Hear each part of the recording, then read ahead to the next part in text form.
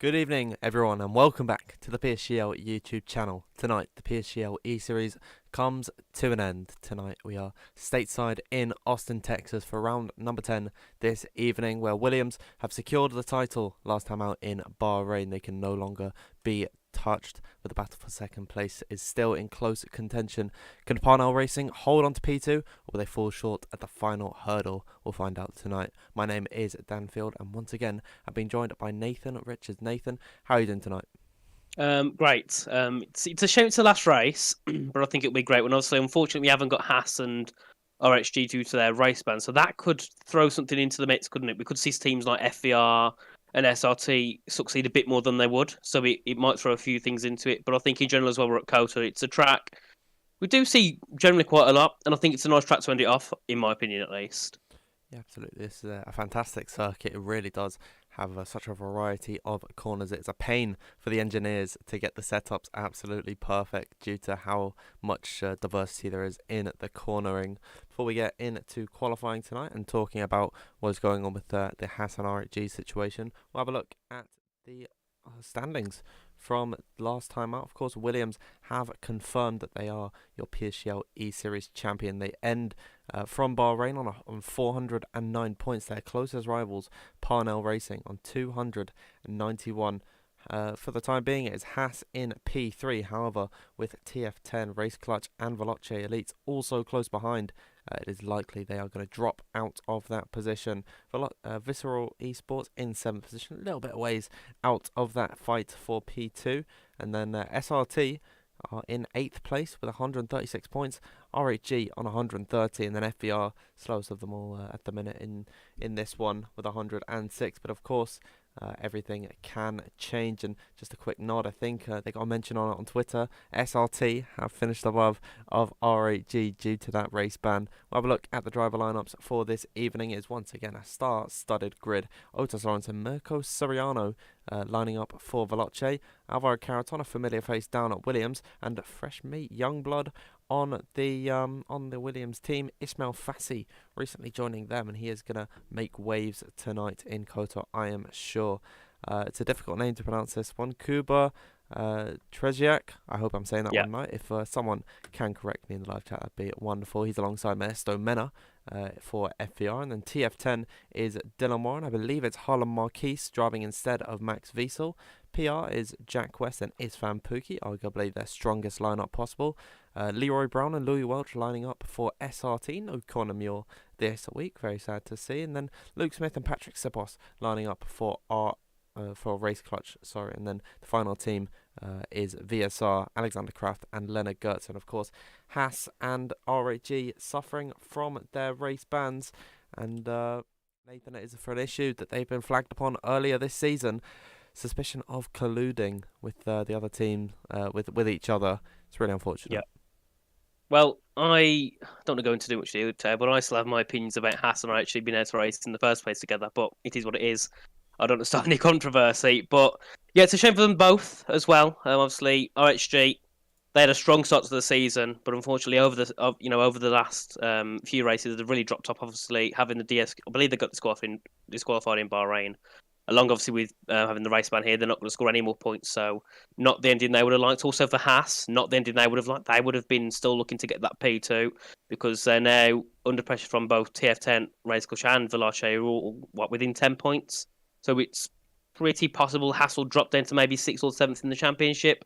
So, it's not the way they would have wanted it to end either. So, big shame, but hopefully lessons for them to learn for next time. Yeah, absolutely. And it is really unfortunate that it did end up this way, given that already in the season they suffered disqualifications right at the start of the year, and then all of a sudden they're doing it again, even though they should have learnt that lesson from last time. But less upon that. That means we've only got 16 drivers racing this evening, and with one of the Parnell representatives suffering a qualifying ban tonight, we already have our Q2 session. I mean, it is everyone aside from one PR representative. So I think in Q1 it's going to be a little bit more low-key. It's going to be the battle of the Inters. Yeah, as usual. We all see a battle of the Inters, but today it'll probably be more intense as everyone. They won't waste any soft tires. There'll be no point. And I believe we're going to be getting in shortly. One of the PRs will be taking the ban. I'm not sure which one it is. I presume it'd be West because Pookie's been doing really good in qualifying recently, hasn't he? But we'll have to see when we get into the session. Yep, absolutely. As of course, we're headed to the United States circuit of COTA. We were here in Miami earlier on in the season. We're a little bit more towards the West Coast in Austin, Texas. Arguably one of the perfect F1 circuits. It's got a combination of about everything. For some reason, my camera likes to go black and white whenever I tab out of F1. But just thinking about this circuit, of course, there's the audacious climb in towards turn 1, which will immediately feed you into a series of fast S's. Then there's the really long straight headed down in towards turn number 12, and who could forget that triple right-hander in the third sector. This circuit has all the makings for a fantastic race, and Nathan, we're about to head into qualifying. It's going to be a good one, I think. Yeah, definitely. And I do love this track because I'd say it's one of the most unique in terms of all the different aspects. You've got the high speed chicane section, which is turns 3 through to 6. Then you've got downhill from turn 10 into 11. Then you've got the long straight then to turn 12 with the DRS. Then you've got 13, 14, and 15, which is quite a unique section. Then also you've got the long, 3 corners, but it's just one big right-hander from 16 to 18. So there's lots of different aspects, which the drivers then have to also decide that with the setup, because some of them might want to set up more used for the corner, so that'd be more sector 1, start sector 2. Some of them might want setups used for the straight then towards turn 12. There's lots of different aspects that can put in to this, so we'll definitely see lots of drivers dominant in different parts of the track today. Yeah, absolutely. As we're about to get ready to go into qualifying, we'll join you on the other side, track side, once we hear a quick word from our sponsors down at GT Omega.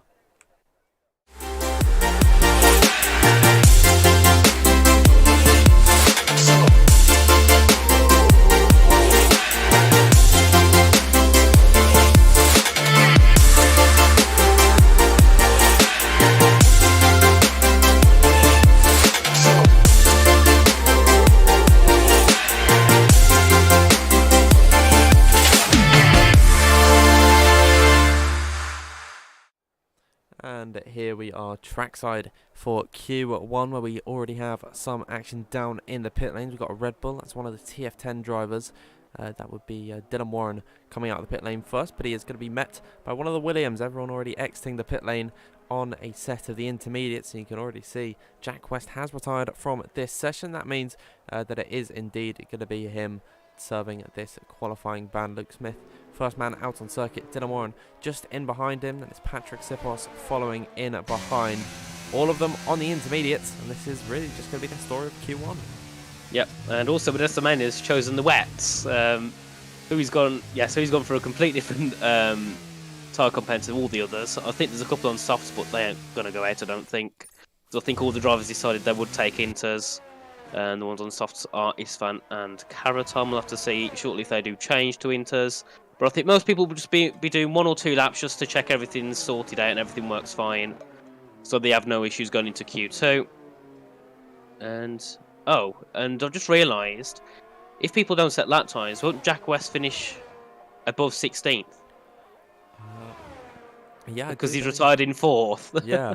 So I think it's Max Wiesel, Louis Welch and Isfan Pookie. They don't have to worry about setting a lap time, but everyone else behind does actually need to put in a valid run. So I think everyone's going to be a little bit more careful on this set of the intermediates. I think the smart move for Jack West would have been to just come out on circuit and then drive backwards along the track, so he got disqualified and then would be guaranteed to be starting right at the back of the order in P16. Of course, only 16 runners in this session due to the fact that Haas and RHG serving qualifying bans. And of course, speaking about that is 2 really big names out of the session. Even though RHG 9th in the standings, they've got some of the most talented drivers that we've seen in this E-Series grid. The likes of Joost Noordijk, Xander Van Dijken, Alfie Butcher have all been incredibly strong participants in this series, and not to mention Haas losing out on Matthijs van Erven, Thomas Ronhart and Piotr Stahelek. Certainly some guys in this grid are going to have a little bit of less worry due to the fact that those guys aren't racing this evening. As Luke Smith gets his lap underway, already a slight jolt to the steering wheel.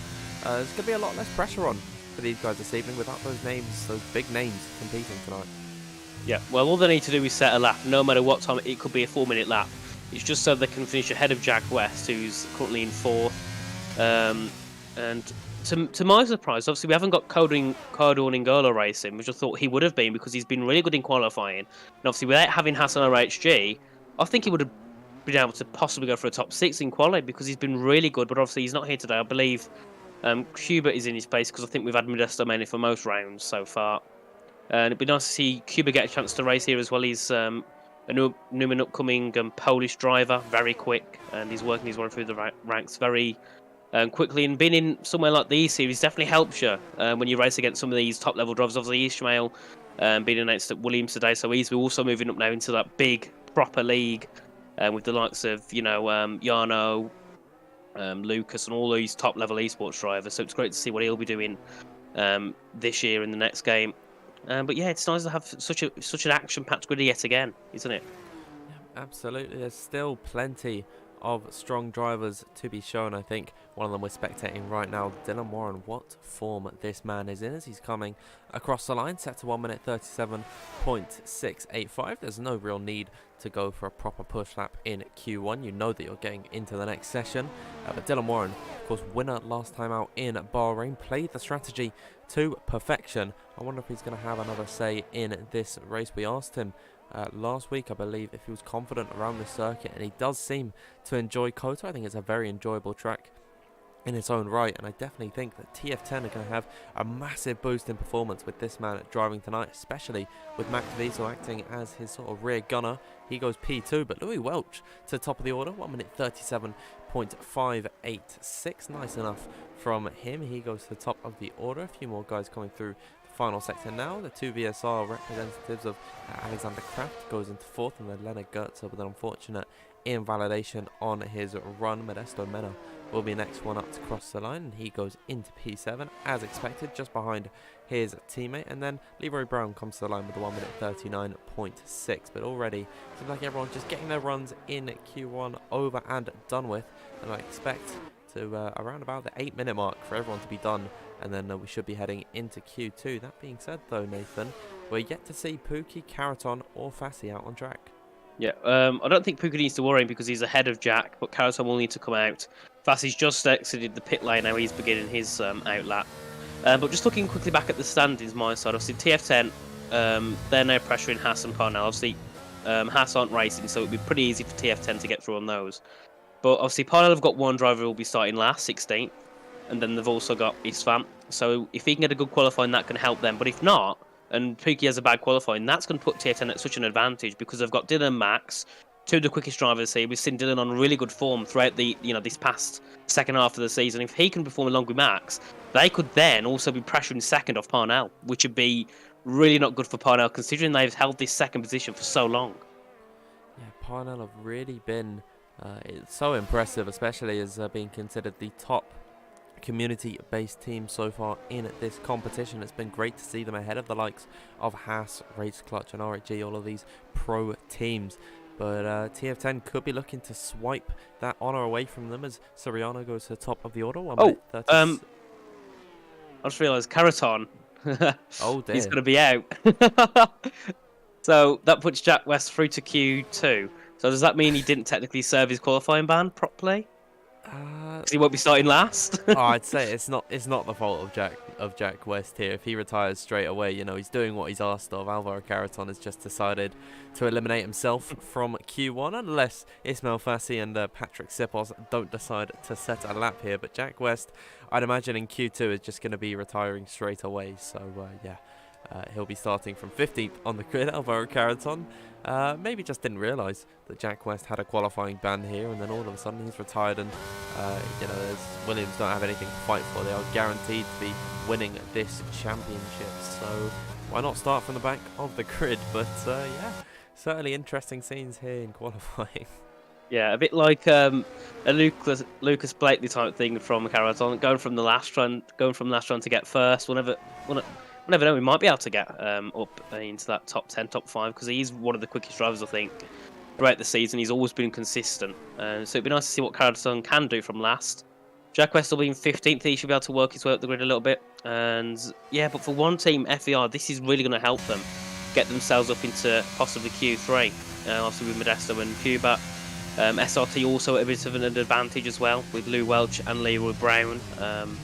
Louis Welch obviously was here last week in, I believe it was Bahrain. I think was ninth, wasn't he, in that race? So he did a really great race.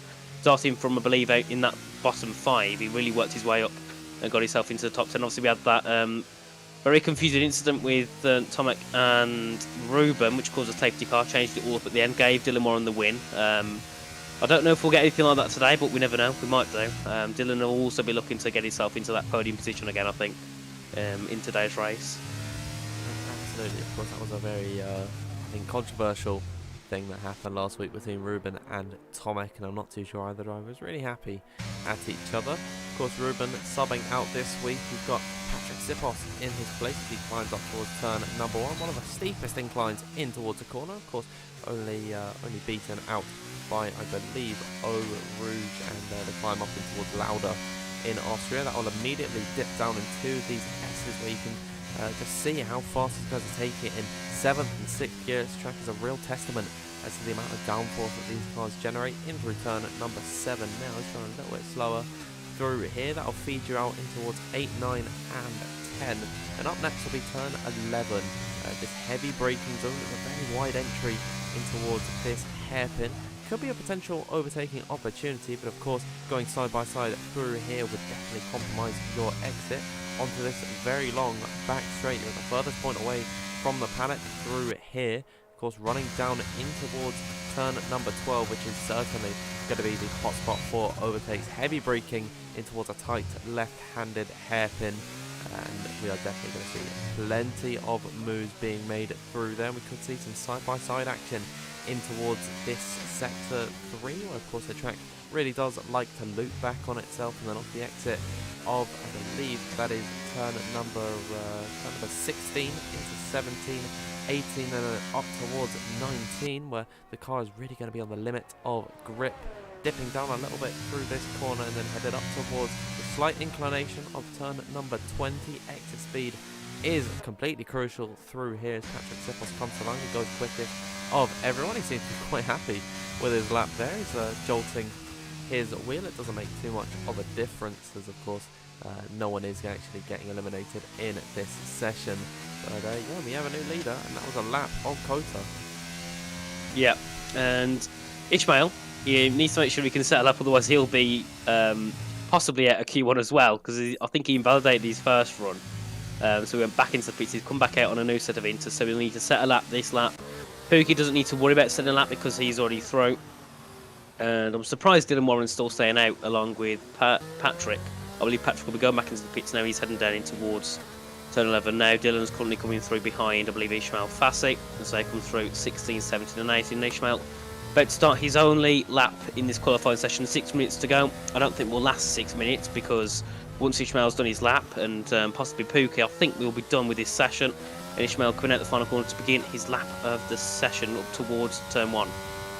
Absolutely. I hope that these guys do get the message that you know, you're safe in this qualifying session. Everyone behind you has retired, as Dylan Warren has gone second quickest. He's staying out once again. I would hope that we are soon going to see the end of this session, because no one wants to watch 4 drivers potter about on the intermediates on a completely dry circuit. We'd love to get into Q2. We can really see some of this slick running action. Meanwhile though, we're watching Ismail Fassi at the minute. He's purple in sector 1. As long as he's valid on this attempt, then it shouldn't really matter too much how quickly he goes. Maybe he's doing it for pride, as Patrick Sipos comes into the pit lane. Isvan Pookie comes across the line with a 1 minute 37.043. He's leading them all at the moment, but Ismail Fassi headed down in towards turn number 12, and there could be some fireworks here later on in the race. Of course, later when it reaches the dying laps of the Grand Prix, heavy braking with worn out tyres, that could be an issue for some of these guys. He definitely could. And also you got this section here. This is where we saw in esports. It was, I think, Brendan, Jarno, Thomas and Barry. They had this long battle through this section here where Ishmael is now. And it'd be nice if we can see some more side-by-side action here. And I believe we will do, because these drivers, they're, let's say, you know, some of them are in esports, some of them are right below that calibre. So these drivers will definitely not be messing around. They'll be wanting to take positions as soon as they can, wherever they can, So we should definitely be seeing some great battles. Also, we could see some battles then into this final corner, turn 20. We've seen a few battles here in the past in IRL F1 and in esports. And Ishmael Fasilep goes up to 4th, but it doesn't really mean anything because it was on Inters. And I believe this might be qualifying completely over. Ishvan Pookie will be coming back into the pit lanes now. And so will Ishmael. Dylan Warren in the pit lane, he'll retire shortly. And the qualifying session is practically over. Ishmael's retired on track. And obviously, yeah, Alvaro Carreton will be starting from the back. He's either not realised Jack West had a quali ban or he wanted to start from the back. So he's got himself out of Q1. But Jack West will then have to retire again in Q2. Hopefully he gets put in 15th this time so everyone doesn't have to worry about setting laps, because even though most people will set a good lap, we might see some unfortunates, have some drivers on there might not be able to get a lap done. They might DNF or have an issue. So, yes, it would be helpful for Jack West if he does start 15th in the next session. Jack West, I'd imagine it would do that. I think it does just put them in the order that they are qualified in, but all we're waiting on is Dylan Warren to retire in the pit lane. I hope he hasn't gone to the toilet or anything. He's actually coming out onto the circuit for whatever reason. Unless we're seeing some intermediate running in the race. Oh no, we've got Dylan Warren back out. Yeah, Dylan Warren's back out on track. I don't know why. Of course it would be Dylan. Dylan, please retire. I mean, he's going to get one run in here. I'm not too sure what the need is for him to come out on circuit again. Maybe just to get some screen time. But if he's racing at the front of the order, he's going to have plenty to show on the live stream. So I'm not too sure why he's out on circuit. I think maybe he's just trying to be a nuisance to all the other drivers. I want to check the Discord in a second just to see if anyone is like shouting at him to retire. There probably will be. There's someone saying there should be qualified meds because Ishmael retired on track. So lots of people trying to get as many penalties for drivers as they can. And then people saying 10-second penalty in the chat. And so, yeah, no one moaning yet about Dylan, which is a surprise. I thought someone would have said something. But yeah, Dylan being able to just he can do. He's used all the qualifying session. The time's allocated. So I suppose in a way, why not? He's just not going to get much information from it unless the race will be wet, which I don't think it will. But yeah, we'll have to see. As Dylan now comes through in towards turn 11, the end of the long straight. I mean, turn 12, sorry, the end of the long straight. Through in towards turn 13 and 14. You'd be very careful. You've got to take a bit of a late apex going in towards 14. There you are, very nice. And he comes now through in towards 15, showing us the track in all its glory and not pushing at all. And practically going slow because I believe he'll be beginning in a lap now as he comes through in towards the long right-handed section, 16 through to 18. And yeah, Dylan Warren will be setting the final lap of the session. Also, could be trying to take that first position off of Isfan. For what reason, I'm not too sure. He's being a little bit of a melt at the minute, but yeah, we'll see what he can do on his lap. I mean, there's no need at all to go for this one here, and I think Luke Smith has told him to just retire. He's called him a beg in the Discord chat, but I guess he's well within his rights of setting this lap time. Here he is climbing up towards turn number 1, a favour that actually does favour you with that inclination. It means you can go a little bit later on the brakes without worrying of locking up, but then it is tricky on track to off the exit through there, given that the track immediately drops down in towards turn 2 and then the beginning of these S's where these guys will be taking it almost flat out through here in towards the end of the first sector. Dylan Warren is already down on his previous best time, so let's attempt to go for the fastest lap. Not really going according to plan for him with 1 minute left to go in this session. He's going to have to watch this for too much longer. In towards now the final parts of this lap I think in the mid part. He's at sector 2 down at this long straight. We'll see what speeds he can reach as he heads down through in towards the end of this corner. I'm running out of things to say given that this lap time isn't anything special. He's on a set of the intermediates. If he can go quicker than Isfan Pookie, great. But it doesn't impact his session at all. And once again, Nathan, he's still down on his previous best lap despite being powerful. Well, look at the chat. I think someone from Ray's Clutch said, let him cook. I don't know what he's planning on cooking in this session, because it definitely won't be anything too valuable. But we'll see as he comes through now into the final parts of the circuit to finish his qualifying session. And hopefully he retires shortly and doesn't drag us around for much longer, because he gets the line before the timer ends. He can set another lap. So we could end up seeing another lap from Dylan. And he sets the quickest lap at 37.034.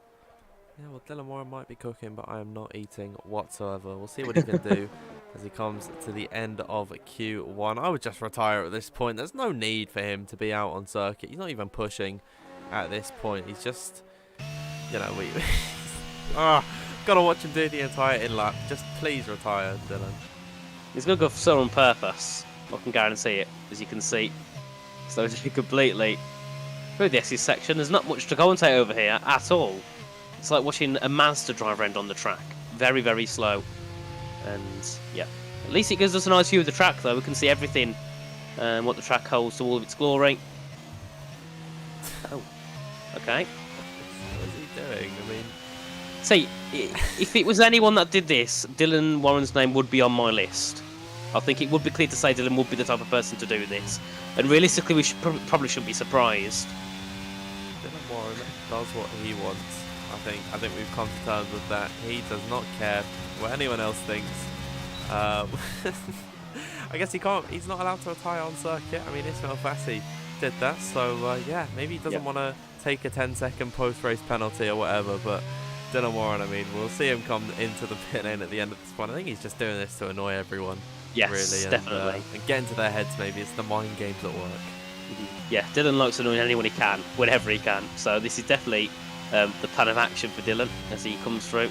For the love of God, please go into the pit lane. It's better if he stays out on circuit, actually. Oh, well. Because he's going to get the car service through here, and we have to wait for it to go back into the garage. So it would actually have been quicker for him to take to the flag instead of coming into the box. So even more time added on to this session. Dylan Warren has taken up quite a decent chunk of it being on our screens, and I for one hope that he doesn't even make it through turn number 1 come race time now. Well, he's definitely the man we've seen the most in this session, and the man we spoke about the most. There we can see the Red Bull just being wheeled back into the pit lane for the last time of this session. Thank the Lord. Because I believe we can finish Q1. Yeah, finally we're going to get Q1 over and done with. There we are at the end of this session. We used the full 18 minutes to decide which one driver is going out in this session. Dylan Warren tops the order with Istvan Pukki in P2, Patrick Sipos in 3rd, and then new Williams representative Ismail Fassi in 4th, Soriano 5th, Louis Welch with an impressive P6 for him, 7th for Max Vettel, Luke Smith in 8th, 9th for Alexander Kraft, Otis Lawrence in 10th, and then 11th Kuba Treziak, Leonard Gertzer in 12th, Leroy Brown in 13th, 14th for Modesto Mena. Jack West, despite having a qualifying ban, makes it into Q2, and then Alvaro Caraton in P16. He is the one man out of this session. That brings us to an arduous end of that Q1 running. 15 minutes of Q2 up next. Hopefully it's going to be a little bit more exciting than what we just had now. Yeah. Well, I suppose also the fact we've got Alvaro out of the session, it gives even more opportunity for I suppose we can say the slower teams to get a good qualifying. So obviously we got no Ron Ha. He's normally at the top of the time boards. RHG normally do pretty good qualifying. Pat Statlek and Matthias are not here. They normally do quite solid. Obviously Alvaro's not in this session. So it does give the likes of FVR and SRT a high chance to get through into this third qualifying session. But I think now we've got less drivers in, and obviously a couple of the quicker drivers are out, it does make it a lot closer coming into this qualifying session now. And there's a lot more to play for. Obviously, teams like FVR want to get some good points so they can get ahead of RHG and possibly SRT. So they'll be fighting for all they have in this session. So the more you fight, it could pay off, or it could ruin it for them because they might push too much and end up ruining their laps with an invalidation or some sort of a crash. So yeah, lots for FVR to think about in this session. Yep, absolutely, as we head in towards Q2. Luckily, we're not going to have to wait all that long for any action, because already we've got drivers coming out of the pit lane. Ismail Fassi will be the first one out on a set of the softs, and normally at the beginning of Q2 we see a flurry of cars exiting the pit lane on a set of the scrubbed soft compounder tyres, but because no one did dry running in Q1, everyone's going to be on a fresh set here, so we should have 15 minutes of non-stop action. Finally, Ismail Fassi will be the first one to put us on an actual proper lap around this circuit. We'll see what he can do as he comes in towards turn number 12 on his out lap. And you can see sometimes when he goes on the accelerator, he brakes a little bit through there. That's to burn off extra bits of fuel. You have to be very careful not to go even not to have too much in the car, because if you have an extra kilo or something by the time you come to the end of your lap, that is going to be a kilo's worth of speed that you have lost on your run. So these guys do everything they can to make sure that they burn off as much fuel on their outlaps, but in towards the final corner to get his lap underway. Jack West retiring. Of course, he will hopefully be starting from P15. Ismail Fassi gets us underway as he climbs up towards turn number 1. Yeah, in towards turn 1 for Fassi, beginning the first lap of the session. It's about 300 km as he goes into turn 1. Has a bit of a snap, though, on the entry. Could have been a bit of instability on the brake. And now it heads through in towards the S's section at turns 3, all the way through to turn 6 here. You've got to be very careful here on the throttle. You want to send it too hard, otherwise it's very easy to invalidate. Now he comes through in towards turn 7, 8, and 9. Goes purple at 25.341 in that first sector of Ismail Fassi. He now comes through into 9 and shortly into still kink at turn 10 before he heads down into turn 11, where he will begin the first DRS section. Then the back straight in towards turn 12, bit missing the apex there, so that'll lose him a bit of time. But it's only the first run. He doesn't have to be too perfect. It just needs to be a solid banker.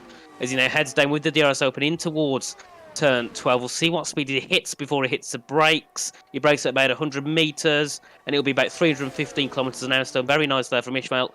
Jumps the curb into turn 12. Now he heads through in towards 13, 14 and 15. You're going to take a bit of a later line as you come through into 14. Then in towards turn 15, misses the apex on the outside, as that's the typical line you need to take as he now comes through in towards 16, 17 and 18. This looks like a pretty solid lap from Ishmael. Definitely places for him to improve, but so far it's been a good first lap. Now in towards turn 19. Very nice there, and into the final corner. No, he pits instead. So Ishmael not wanting to complete that first lap. Bit of a slide on the entry. But there we are, Ishmael completing the, well, not completing the first lap, but he did do the first lap.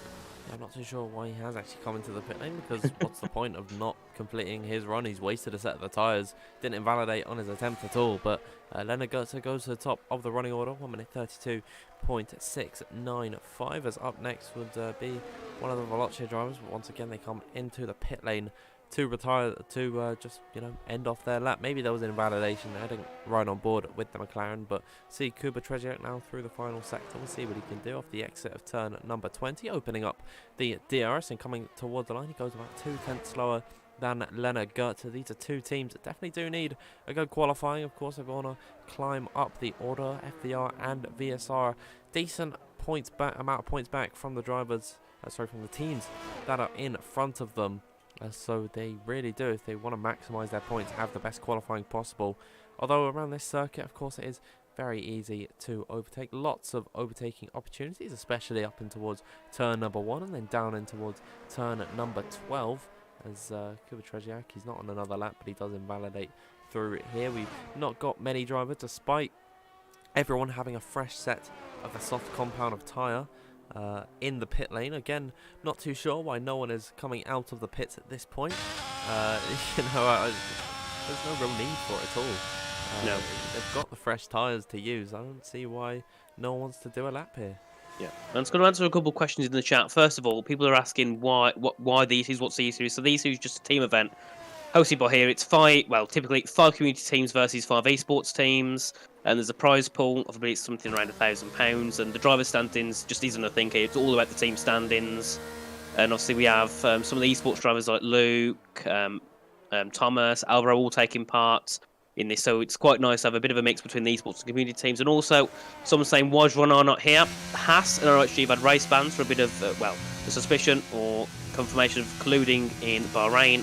So they're not going to be able to race here tonight. So it's just 16 drivers. And also, if you've missed it, Alvaro dropped out in Q2, out in Q1 after not setting a lap. And Jack West also has a qualifying ban. So he will be starting 15th, hopefully, as he's still up in 6th at the moment. Yeah, I mean, he needs everyone behind him to set a lap. He surely isn't going to be getting into Q3. I mean, I wouldn't be surprised if he starts in 14th or something, because someone just doesn't set a lap time for whatever reason. It's been a lot of questionable decisions that some drivers have made so far in this session. I'm still eyeing up Dylan Warren for wasting all of our times just to go like a couple thousandths quicker than Istvan Pukki at the end of Q1. But hopefully that's not going to be the case at this session. We've got 8 minutes left to go, and finally we have everyone coming out for their hour laps. Luke Smith will be the first one to put us onto a run on his fresh set of the soft compound of tyre. His teammate Patrick Sipos also out on circuit. It is Istvan Pukki behind Luke Smith on track. Then I believe it is Modesto Mena. Cooper Trzeziak has come back into the pit lane. Luke Smith is going to have absolutely no traffic in his way. The closest driver in front of him will be one of the SRT boys headed through turn number 1, as here comes Luke Smith off the exit of the final corner, taking the run up towards turn number 1. Heavy braking in towards this uphill hairpin. He's got one of the Ferraris coming out on circuit just in front of him. Could put him off ever so slightly, as they're going to get out of the way quite nicely in through turn number 2. But of course, that visual distraction could have put Luke Smith off ever so slightly on his lap. But nevertheless, here he comes now through the S's section, similar to what we see in Suzuka and in Silverstone. Purple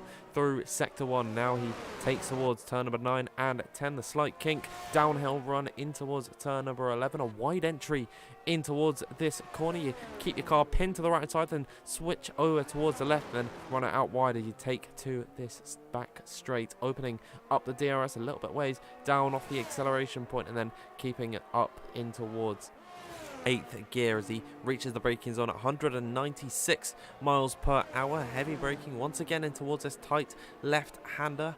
Lots of overtaking opportunities that we'll see into the race. That will feed you into what is a very tight and twisty third sector now, especially in towards turn at number 15, where it's a very wide run, late apex in towards that double left-hander. Luke Smith negotiates it with ease, is now up towards the final sector, the final 2 corners of turn number 19 and 20. Slight inclination up towards the final corner through here, and then maximising his exit speed. Power down as early as possible. Luke Smith comes to line with a 1 minute 32.295. We'll see how everyone else can respond behind him.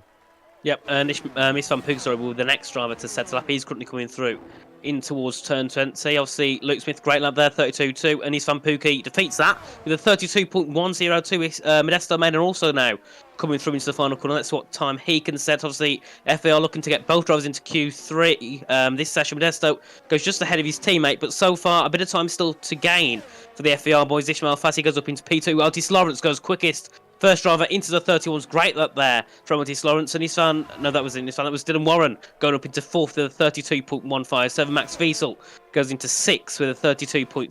Cypass now currently coming through out of turn 19 in towards turn 20 very shortly, with another McLaren ahead. That's Mirko Soriano, who goes up to 5th with a 32.2, and Cypass goes up to 5th with a 32.1. So very close at this session. Istvan Pukki and Ismail Fassi setting identical times with a 32.102.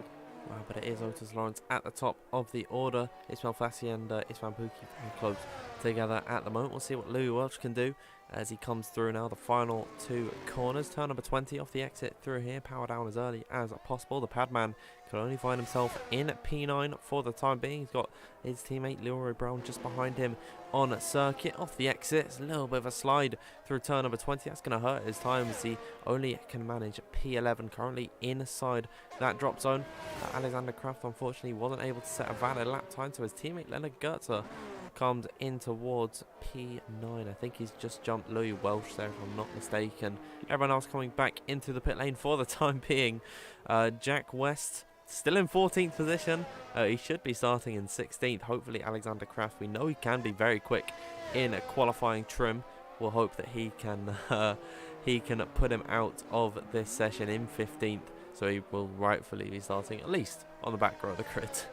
Yep, Alexander Kraft currently coming through now in towards turns 13, 14 and 15. I don't know if actually he's not on lap, is he? No, he's let off. I thought he was on lap for a second, but either he was and he's let off, or he's just going back into the pit lane, unless he wants to begin in a second lap. But I don't know if he has the fuel to do so.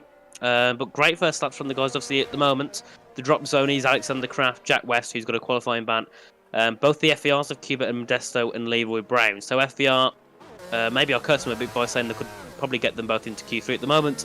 They're both in the midst of being out in Q2, which would not be ideal at all, considering SRT are ahead of them.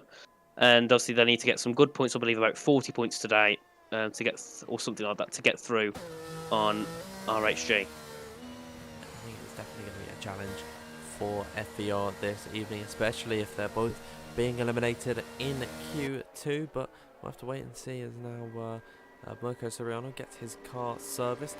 The same will be said for the two SRT representatives and Leonard Goetze. And then we'll find out who is going to be the first one out on circuit to start their final runs in qualifying. We've just got over 3 minutes left to go. The current drop zone is heated up by Leroy Brown, Modesto Mena, Kuba Trzeziak, Jack West and Alexander Kraft. Of course, Jack West serving a qualifying ban. Alexander Kraft without a valid lap time. We'll see where he is able to place his Mercedes. We'll see what they can do, as now we've finally got some drivers exiting the pit lane. Ismail Fassi believes he's safe into Q3. I'd be inclined to agree with him. The same could be said for Otis Lawrence and Isfan Pookie. Probably Dylan Warren as well, but interestingly enough, just only 100th off the back of Warren, Patrick Sipos in P5 deciding to come out of the pit lane. And then if enough drivers have a strong improvement on their laps, Dylan Warren could be in a little bit of trouble here if he doesn't come out of the pit lane. Well, we've seen throughout Q1 and Q2 many of the sessions on many races in PSGL, people retiring in that third and fourth position, and you think, oh, they'll be safe through. That, you know, they're 4/10 clear of the person in 15th, but then all of a sudden they end up possibly in that elimination zone. So still, I don't know about Dylan. I think that he's still a half-tenth ahead of Vishwan, but I think it might just about be close to that cut-off. Otis, I think he's definitely clear to retire, as he's the first and only driver so far in the 31s, but I think everyone then 5th and below should definitely, well, 6th definitely and below should be getting onto a new lap, as there's lots of time to gain, especially for the FVR and SRT drivers throughout the end of this session. Obviously only 4 drivers will be out of the session because Jack West has retired. At the moment it is Leroy Brown, Modesto Mena, Cuba and Alexander. Obviously Alexander hasn't set a lap yet, so hopefully he can get himself through into that Q3, but depending on what his teammate does, could possibly end up dropping his teammate out if he can get a good lap in, because Leonard Goetze is still sitting in that 9th position. He's got a lot of time to improve, but I thought at least Max Wiesel will be higher than 8th in the session. I thought he'd be in that top 5 personally. What do you think, Dan? Oh, it's a very competitive grid. I think Max Wiesel is just on the cusp of making it into the upper echelons of this Q2 session. We'll have to wait and see with 1 minute left to go. Got 11 drivers out on circuit. It will be Patrick Sipos, the first man to put us on a lap here. I'm looking on the mini-map. One of the Aston Martins, that's either, I think that's Louis Welch. It's a little bit far back. I wonder if he is actually going to make it in time for the checkered flag. We'll have to wait and see how that works out for him. But watching now, Patrick Sipos take the descent in towards turn number 2, and then keeping it pinned to the right hand side so we can get the widest run into turn number 3. Here he is now entering the S's, a testament as to how much downforce that these cars can generate. These modern day Formula 1 cars really are beasts of their own. Now in towards the final part of this first sector, headed in towards sector 2. Patrick Sipos looking solid so far, as here he is now headed downhill in towards turn number 11, furthest away from the paddock you could possibly be around this track, on the power as early as possible. Now rising through the gears, opening up that DRS and taking the run down in towards turn number 12, reaching speeds of excess over 195, 96 miles per hour at the braking zone. The clock has struck 0. No new laps can be started. Louis Welch has just made the cut line there, so he will be the last man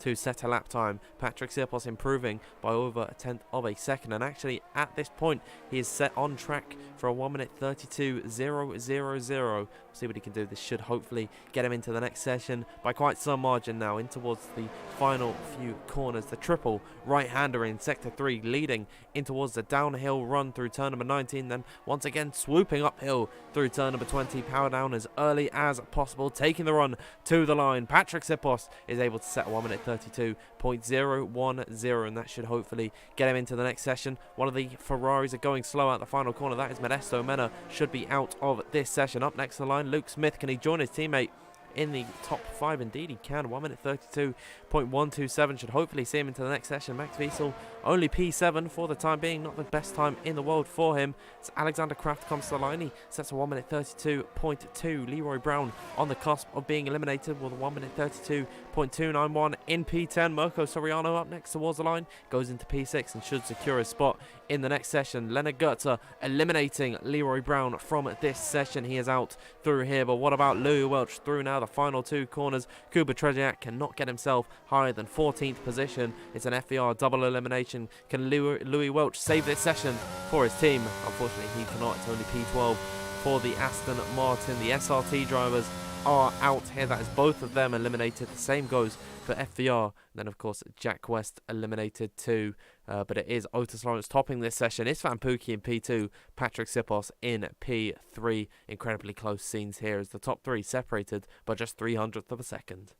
Yeah, big shame for Modesto and Cuba. Modesto spun at the final corner and hit the wall. No, sorry, spun at turn 19 and hit the wall. I think he just took a bit too much curb on entry, spun on the exit, and then that ruined his qualifier session. And Cuba spun down at turn 16. He took yet again too much curb on that corner, pushing really hard. Cuba was up by about, I think, 4/10 in that middle sector.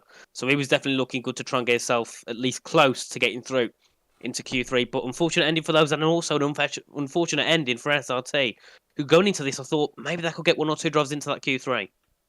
Yeah, really unfortunate that the two teams have mostly been, the guys, I don't want to give any disrespect to them, but they've been sort of towards the back of the order for the majority of this championship. Unfortunately, they're not able to climb out of that hellhole, and they will not make it into Q3. Speaking of Q3, we're already getting into that session. I think there's no need to look at our faces any longer. I think I'll just put you back into the game scene. Of course, no one at the minute out on circuit, but session's only just begun. 12 minutes, 10 drivers battling out for P1. Yeah, should be a great end to this qualifying session. I don't really think I can call anyone yet for pole, because obviously LT set that great lap, but we haven't really seen the maximum for many of the drivers in that Q2 session. I don't think half the drivers are actually pushing to their maximum limits in Q2, because I think people like Luke and Patrick, and obviously Ishmael didn't set a lap, but Luke and Patrick already, I thought, knew they was through. So just get another lap, try and improve by a little bit, but it wasn't an immediate thing to improve by, tenths of seconds. It was more like just get a better lap, maybe improve by a tenth or a little bit. And Leonard Goetze will be the first out on track to begin the start of this Q3 session. Obviously, VSR, really good to get both of their drivers into that Q3.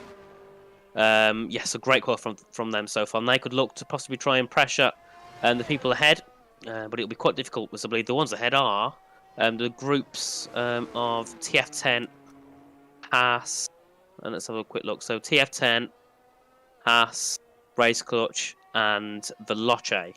As Visceral are about 30 points behind that group, but they are over 100, about 80 points ahead of SRT. So I think they're solid in that 7th position. I don't know if they'll improve, but they definitely won't drop down to 8th or lower.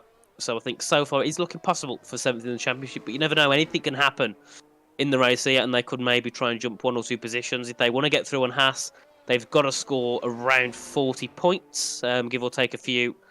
So yeah, it's going to be a bit of a push race for VSR. But they've got Alexander and Leonard, 2 great consistent drivers, so hopefully they can try and bring them some happiness at the end of this race. Yeah, I'd say a target for VSR is to jump ahead of Haas, of course, not racing this week due to the fact that they've got a race ban for the final round of this season. If they're able to get ahead of the Haas F1 team, finish P6 in this championship, I think it'll be a strong showing, a solid performance from the VSR team overall. Of course, we'll see what Leonard Goetze can do. It doesn't look like the shiniest set of soft compounder tyres strapped on to that Mercedes. That leads me to believe this could be a scrub set of the softs as now he heads in towards turns number 2, 3, 4, 5 and 6, approaching the end of the first sector. Leonard Goetze really going maximum commitment through here. 25.1 for him. It is purple so far in this session. Everyone else behind him now exiting the pit lane. The 2 Veloce drivers, one of the VSR boys as well, and I think it's Van Pookie exiting the pit lane, one of the TF10 drivers too, coming out of the box, and we should have our first proper runs very soon in this session. Of course, everyone was able to save at least one set of their tyres due to the fact that we didn't have any running in Q1 on a set of the soft compound of tyre. So we should hopefully, for the end of this Q3 session, see a lot of action. All 10 drivers fighting it out constantly on fresh sets of tyre. But Leonard Goetze now in towards the final few corners in Sector 3. He's looking all right on this lap so far. Yeah, and obviously I think having these extra sets will help you, because obviously I forgot what league it was now, but I think Thomas Ronald did a race at Austria, and due to not having to set many laps in Q1 and Q2, he had 5 sets left at the end when he went into Q3. I don't think anyone will have 5 sets here, but the extra sets, having those extra new sets you'd have to do a U set, that really does help. And then it goes up to the line, goes up to the top, 32.153, great lap there from Leonard at his first lap in the session. I believe that's about half a tenth of what Otis Lawrence did in his first. well, he needs final running Q2, but everyone else now on an out lap to begin their lap. So Leonard, the only one so far to set a lap. But hopefully we can see more from Alexander. He's currently coming through at the start. No, he's not. He's ahead of both of Veloce, down at turn 16 now. So he will be the second driver to set a lap because the first one ahead will be Isvan Pukki. Isvan Pukki just coming through the final few corners now. I've upped my volume a little bit. Hopefully it could be a little bit more bearable for everyone to hear me in the commentary box. But here is now Isvan Pukki taking the uphill climb in towards turn number 1. We'll see what he can do. It's a very wide entry through here. Keep the car pinned to the right, then swoop in to the left, run it out wide through turn number 2, where you're going to want to stay towards the right hand side. It would be the slower line through there, but of course it will compromise you in towards turn number 2, 3, 4, 5 and 6. The S's section around here, similar to what we see in Suzuka and Silverstone, but with a lot of elevation change accompanied to it. It's a really hilly Austin, Texas circuit. Unfortunately, Isvan Pukki riding on the curb on the inside of turn number 9. He'll validate this attempt. We'll see what he can do though as he heads down in towards turn number 11. We'll run on board then with Alexander Kraft as he gets his lap underway in towards sector 2 off the exit of turn number 11, and keeping the car onto the curves on the exit, really using all the track possible through here. It's a very wide circuit of the America's Grand Prix. I think it's probably Herman Tilke's best iteration of an F1 track that he has done. Of course, he's designed many modern day Formula 1 tracks, but I think Kota does take the cake for the best one, especially for racing as Kraft. He's on a 1:20 in the second sector. That's around about what Leonard Goetze has done so far to the two VSR representatives, not having the worst time in the world at the beginning of this Q3 session. See what he can do then through now the final few corners. Alexander Kraft keeping it pinned on the throttle to the right hand side in towards turn number 19, now dipping down off the exit. Could be a little bit tricky on traction due to that slight dip, then climbing up towards turn number 20 to complete this run. He comes across the line, 1:32.226. He goes into P2 just behind his teammate Otis Lawrence to the line. He topped Q2, and he's topping Q3 for the time being. Yep, and I'm on board with Dylan Warren. He's coming through. Dylan's got some issues, I believe, possibly with a bit of desync with Leroy Brown, because apparently Dylan Warren watched Leroy Brown complete his lap in the pit lane. So that could be an issue. I'm not sure if we'll have a restart. I don't think we will. I think all should be fine. But Max Wiesel tops the Tom and Bulls with a 31.826, and Dylan Warren stops himself into 6th position. So we'll definitely want to be improving on that time. Ismail Fassi, however, denies Max Wiesel's provisional pole with a 31.7. Isvan Pukki currently coming through, and Patrick Sipos begins his lap. Now, I believe he either invalidated or this is just his first lap of the session. Isvan Pukki, 27.221 in the first sector. He's currently coming down now in towards turns 12. He hits about 301 kilometers an hour. I don't know if he's on a lap. No, he's not on a lap. Yeah, I thought he let off very early there going into turn 12. So yeah, Isvan doesn't set a lap just yet, so that puts him into a bit of a disadvantage going into the final runs, as he has no banker. Everyone else, apart from Patrick Sipos, does. Patrick heading through now in towards the little kink at turn 10 as he head now down in towards turn 11, where he passes the DRS detection zone and passes a Williams. Now in towards a hairpin, he'll get DRS on the exit here in about 200 metres time, and we'll be able to see what speed that Patrick Sipos is able to achieve as he now heads down this straight in towards turn 12.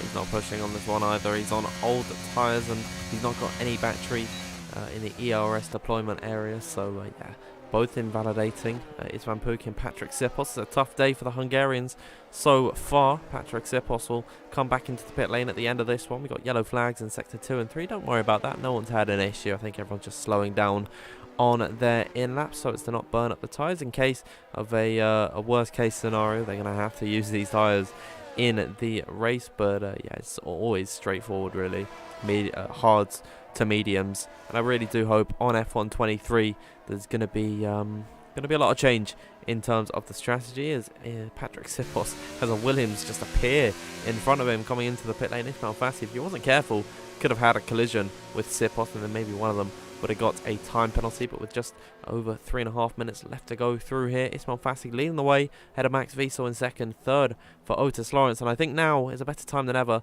to ask everybody who they think will be taking pole position. Nathan, I'll pose the same question to you. Who's lining up on P1? I'm going to say Otis Lawrence. I think he's done a really good lap in this Q2. He did a great lap in Q1, so I think if he can get another lap here, get it a few tenths quicker, possibly a 31.6, maybe at peak of 31.5, I think that should hopefully solidify him for pole. And also, I think we'll definitely be seeing Ishmael and Max also fighting for that pole position. And also, I'll be interested to see what Cypos and Luke can do. As obviously Cypos down in 10th and Luke's down in 5th, so it'd be interesting to see what they can do. But then VSR, I'm not sure they can challenge for pole. And Dylan, unfortunately, didn't set the best lap at all in that session with a 32.1. But hopefully he can get himself a bit further up the pecking order in qualifying. As we head through with Leonard Gertz, and now he's going to be the first, yet again, to go out on track. This time it will be to begin the final runs of the session. And these runs will be the ones that solidify the qualifying classification for the race. Ishmael Fassi currently topping the timing boards by 1.2 tenths. So a great banker from Ishmael, but he's definitely going to improve on it, as I believe many drivers will be able to beat that 31.7 in the session, the end of the session at least. As now Leonard Gertz heads through into towards turn 11. Yep, it will have a very exciting end to this qualifying session. Leonard Gertz on track first with a 1 minute 32.153. It's a decent enough time. It's very respectable from Leonard Gertz, and his teammates not too far behind him. It's a very close Q3 session, actually. I'm just going to have a pull up the classifications at the minute. You can see Ismail Fassi clear of anyone else at the minute, but then look at how close everyone is behind. Max Wiesel, Otis Lawrence very close together, then Mirko Soriano and Luke Smith very close, and then Leonard Gertz and Dylan Warren very close. I think it's everyone sort of following in a 2x2 Noah's Ark sort of thing.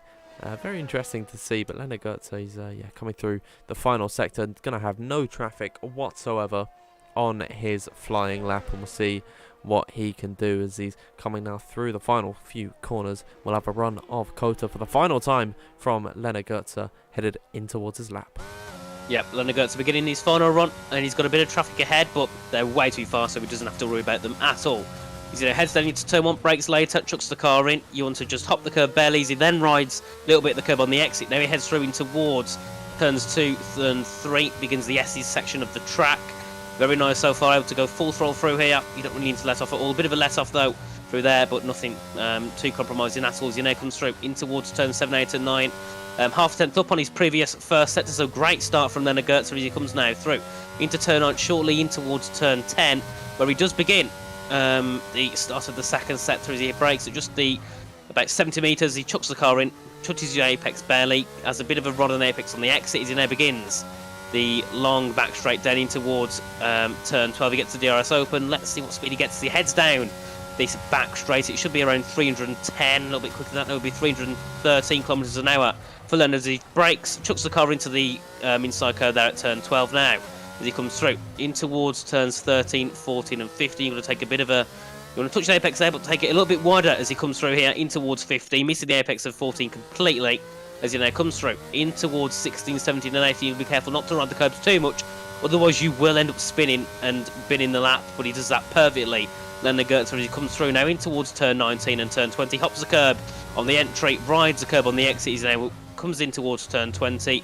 This should be a great lap for Leonard. He comes up towards the line. Where does he go into the timings? He goes up to 4th with a 31.917.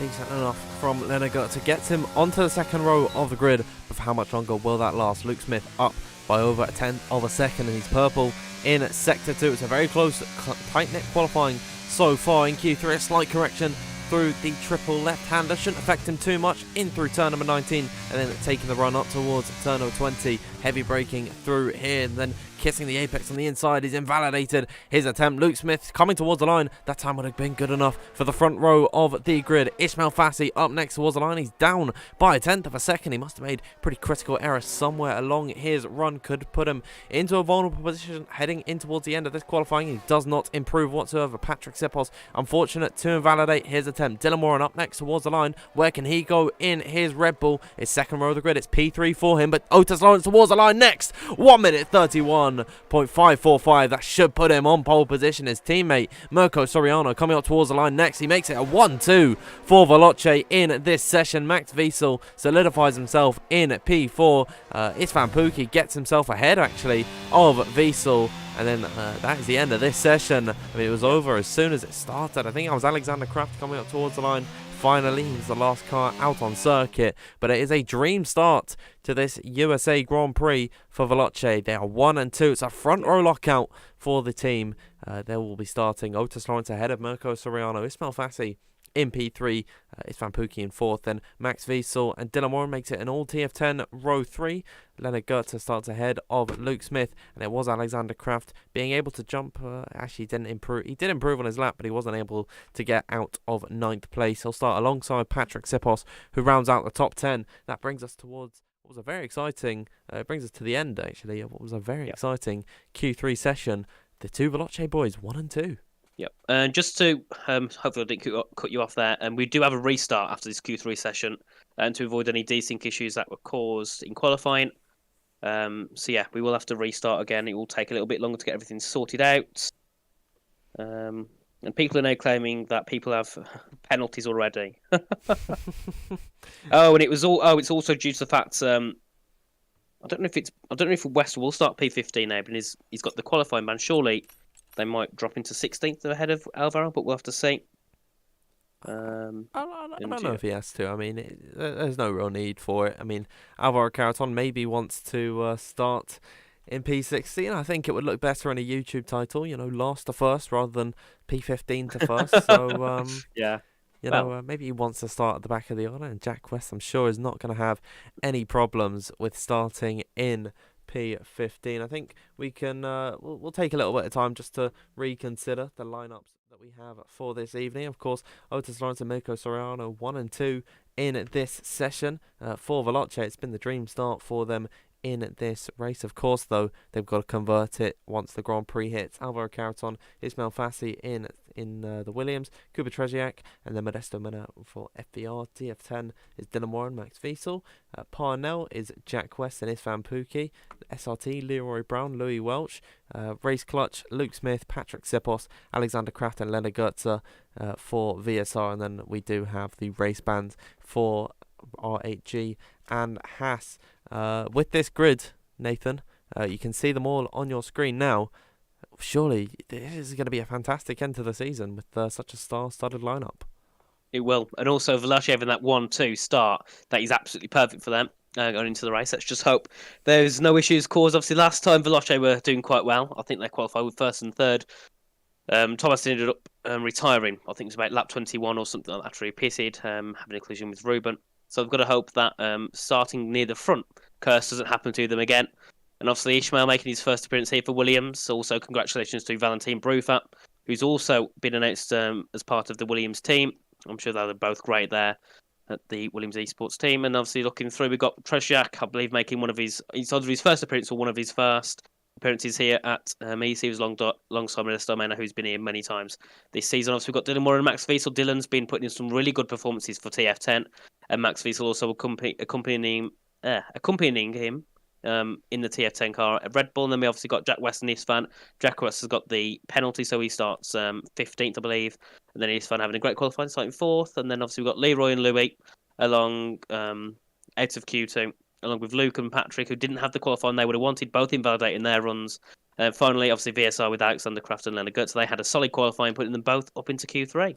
Yeah, and before we head into this race, we'll remind ourselves of the team standings heading into this one. Williams, of course, cleared everyone else in Bahrain. They cannot be touched heading in towards this US Grand Prix.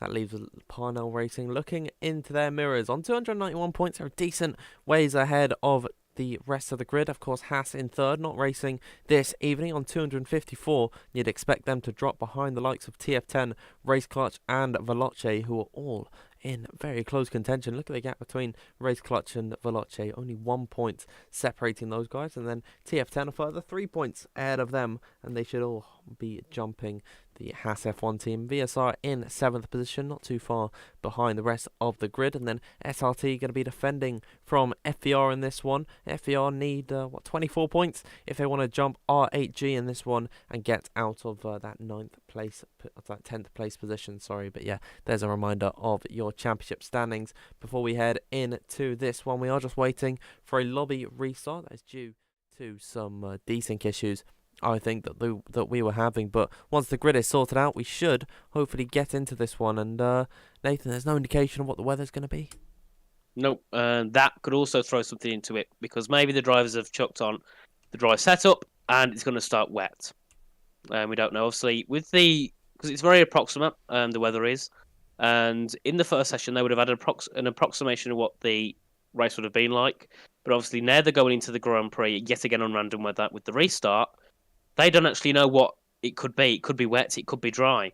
And if these drivers have got dry setups just say they had dry setups in the qualifying and it was a wet race, they've saved themselves because obviously now going into this race, they can select their setups again. So if it is wet, they can put a wet setup on. If it is dry, they can put a dry setup on.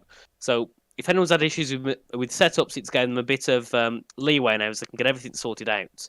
But we're waiting for one more driver, who I believe is Jack West. He was the last one to join earlier, and as I said his name, he has joined the lobby. So hopefully we can get started in a few seconds, and everyone can ready themselves up for the start of the race. But there's only even predictions going into the race. Anyone you think might try and get through it? So, what do you think Otis will keep it into turn one? Ooh, I think so. I think he's going to have Mirko Soriano acting as a little bit of a rear gunner to him heading in towards the first corners. The weather's been set to dry in the lobby at the moment before Luke Smith sets out the grid. But yeah, I think Veloce having themselves in P1 and P2 heading in towards the first two corners is really going to put them in strong stead heading in towards this Grand Prix. And if they're able to stay ahead of their rivals, they should hopefully work together and then make this 1-2 on the grid.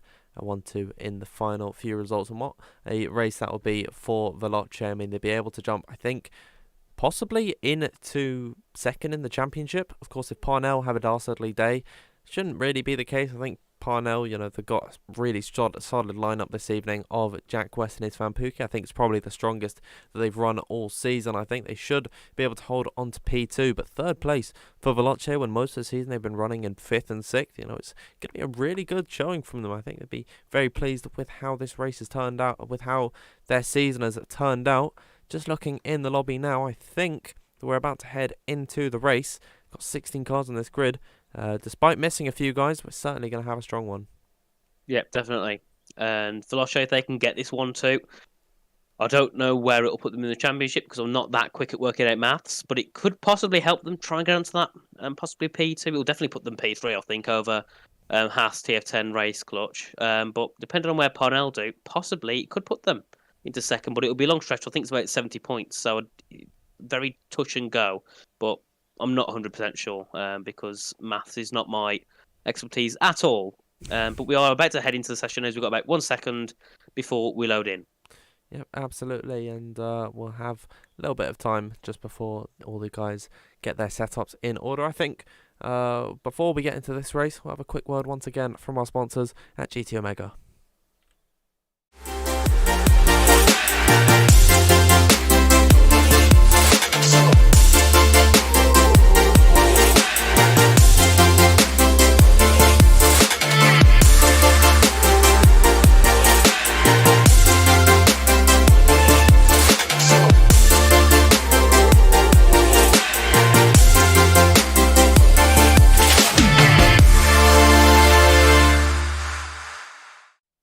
Welcome back, everyone, to the PSGL broadcast. We're about getting ready to head into this race here in the United States. I believe it is going to be nice and sunny. You can see on your screens not a cloud in the sky. And that means we should have some fantastic racing this evening whilst everyone locks in their setups, gets their strategies in order. Nathan, before we get into this one, who's on the podium for you? Well, I'm not going to say both Veloces because last one did that. One of them DNF'd. But I think I'm going to go for a Veloce, a TF10, and a Parnell. So most likely, I'm going to say Otis, Istvan, and Dylan for the top three. Okay. Heading into this one, I'm excited to see what the Williams boys can do. Of course, Ismail Fassi was leading qualifying for a decent amount in that Q3 session. Of course, Otis Lawrence and Mirko Soriano able to jump him. Then, of course, Alvaro Garaton starting right down at the back of the order. We'll be able to find out, actually, if he is starting in 15th or 16th position. Should hopefully make for a very exciting show. Let us know, everyone as well, in the live chat, who you think is going to be taking victory in this one. We've only got 10 more seconds until the lights come on to get underway for this race. It is going to be an absolute cracker at one of the more newer circuits on the F1 calendar. Of course, the Circuit of Americas. Fantastic venue to end off this season. Here we are now, 5 red lights. And here we are, the two Veloces leading off the grid. It looks to be a good start from Otis Lawrence, headed in towards turn number 1. It's an even better run for Mirko Soriano as he takes the lead in towards the braking zone. Ismail Fassi challenging to the inside of Lawrence, and Otis Lawrence with a terrible start in this one. Fassi sliding out of turn number 1. They all get through the first sector cleanly. So through in towards the S's, side by side running, a little bit further behind, little bit of contact. Oh dear, there's an Alpine spinning. One of the race clerk boys have gone. I think there's an Aston Martin spun as well. That's Louis Welch for SRT spinning out Luke Smith. Something's happened with him as well, and there's been more contact. I think Modesto Mena has gone into the gravel too. 4 drivers already in this one suffering from contact. There's damage to at least 3 of them. Modesto Mena without a front wing. It's been a very clumsy, very scrappy start to this United States Grand Prix, but at the front of the order, Mirko Soriano leading the way from Otis Lawrence in P2. Ismail Fassi trying to challenge in towards turn at number 12. Can he get up the inside of Otis, heading in towards the braking zone? Can he go late on the brakes and have potentially go for a lurching inside move? Not this time by at the end of the second sector. It's been a very clumsy start. Yep, and Luke Smith and Modesto Mena fighting down for 15th. What happened was, I think Louis spun, or Leroy spun ahead of Luke. Luke hit that driver, then went straight on. Then he ended up having an incident himself with Modesto Mena. Them still too far, and they took each other out. Modesto Mena hitting the back of Luke Smith there into turn 12, and they've been very scrappy. They both went off at turn 11, and they've both took each other out at turn 12. Big shame for those two there, but Luke Smith now drops to the rear of the field. And Race Clutch, considering their fight for that second place, 14th and 16th is not where they want to be. And also, not good for Modesto Mena, but yeah, I think Luke Smith and Modesto, a bit of Hamilton-Verstappen type rivalry there as they went through that middle sector. But Otis Lawrence, not having the result he wanted. Mirko now leading by 1.7 seconds ahead of Ishmael and Otis. Also got Dylan Warren getting past Lando Goetze down at turn 1. Dylan now back up into 6th. His teammate Max Wiesel up into 4th. So great start for him as well.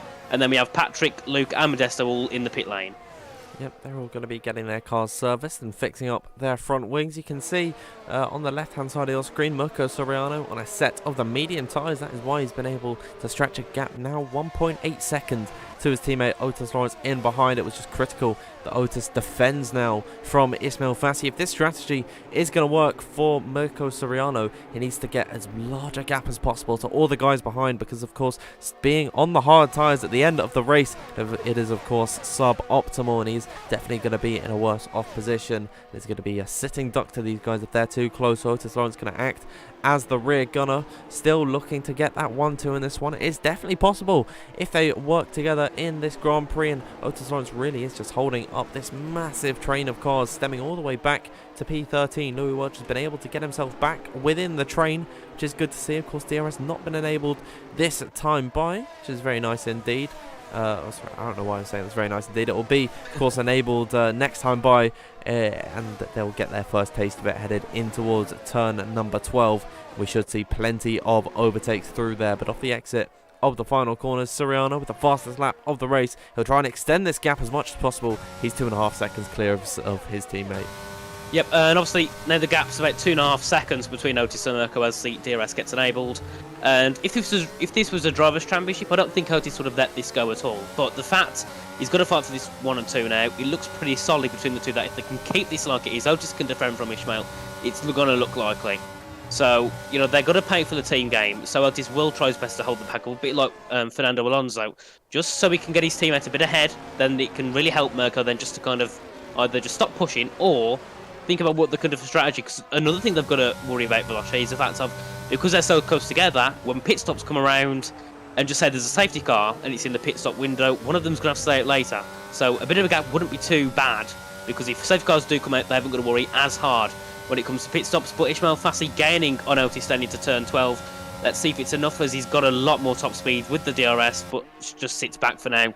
Lets off into turn 12. So yeah, I think Ishmael's just sitting and focusing on getting through on Otis, because obviously Mirko's 3 seconds ahead. There'd be no logical reason for Ishmael to get through an Otis and then just try and push 3 seconds, because it will take too much of his tyres and he doesn't want to push too hard. So just fighting for this second position is probably what Ishmael's main priority is at the moment, along with Max and Nisvan, as the train goes all the way down to 14th, where the gap is then 28 seconds back to Patrick Saipa. So great start as well from Leroy Brown, getting himself up into 8th. And Cuba also just sticking around 12th where he begun his session, and Louis Welch unfortunately having that issue with, I believe it was Luke Smith on lap 1. He's just stayed down in 13th. So yeah, a lot of work for SRT to do, a lot of work for FVR to do. and definitely a lot of work for our race clutch. Yeah, race clutch really do need a safety car in this one. Being on the mediums at this point in the race, and that's a net. That's probably. Yeah, that's not going to work out for them at all. If these tyres will not get to the end whatsoever, they need a safety car to be brought back into contention in this Grand Prix. On lap number 4 of 28, we saw Ismail Fassi last time by get very close to the rear of Otis Lawrence, headed in towards turn number 12, but he did let off the throttle heading in towards the braking zone as Patrick Sipos takes the fastest lap of this race. We saw Fassi letting off in towards the braking zone. That makes his intentions clear. He wants to stay behind Otis for as long as possible, as Luke Smith trading fastest laps with his teammate in this one. And the reason that Ismail Fassi doesn't want to overtake Otis Lawrence at this point is to save his resources, because of course following in the slipstream of another car in front of you, it's going to allow for you to charge up the battery and save your tyres. Of course, it's sort of punching a hole through the air as Otis Lawrence is sort of defending to the inside of turn number 13.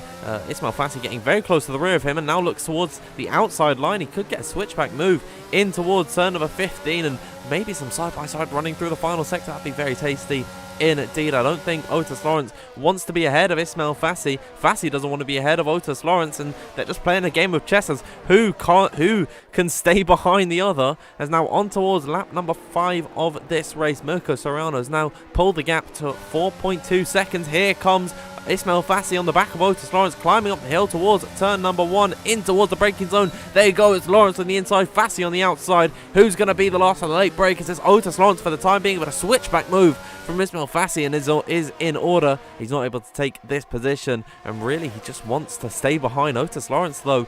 Seems like he just wants to let him through. I mean, I'm not too sure what these guys are actually playing at the minute. I don't think either of them using up any of their battery to defend from the other or attack at this point in the race. So yeah, they really are just holding themselves up through here.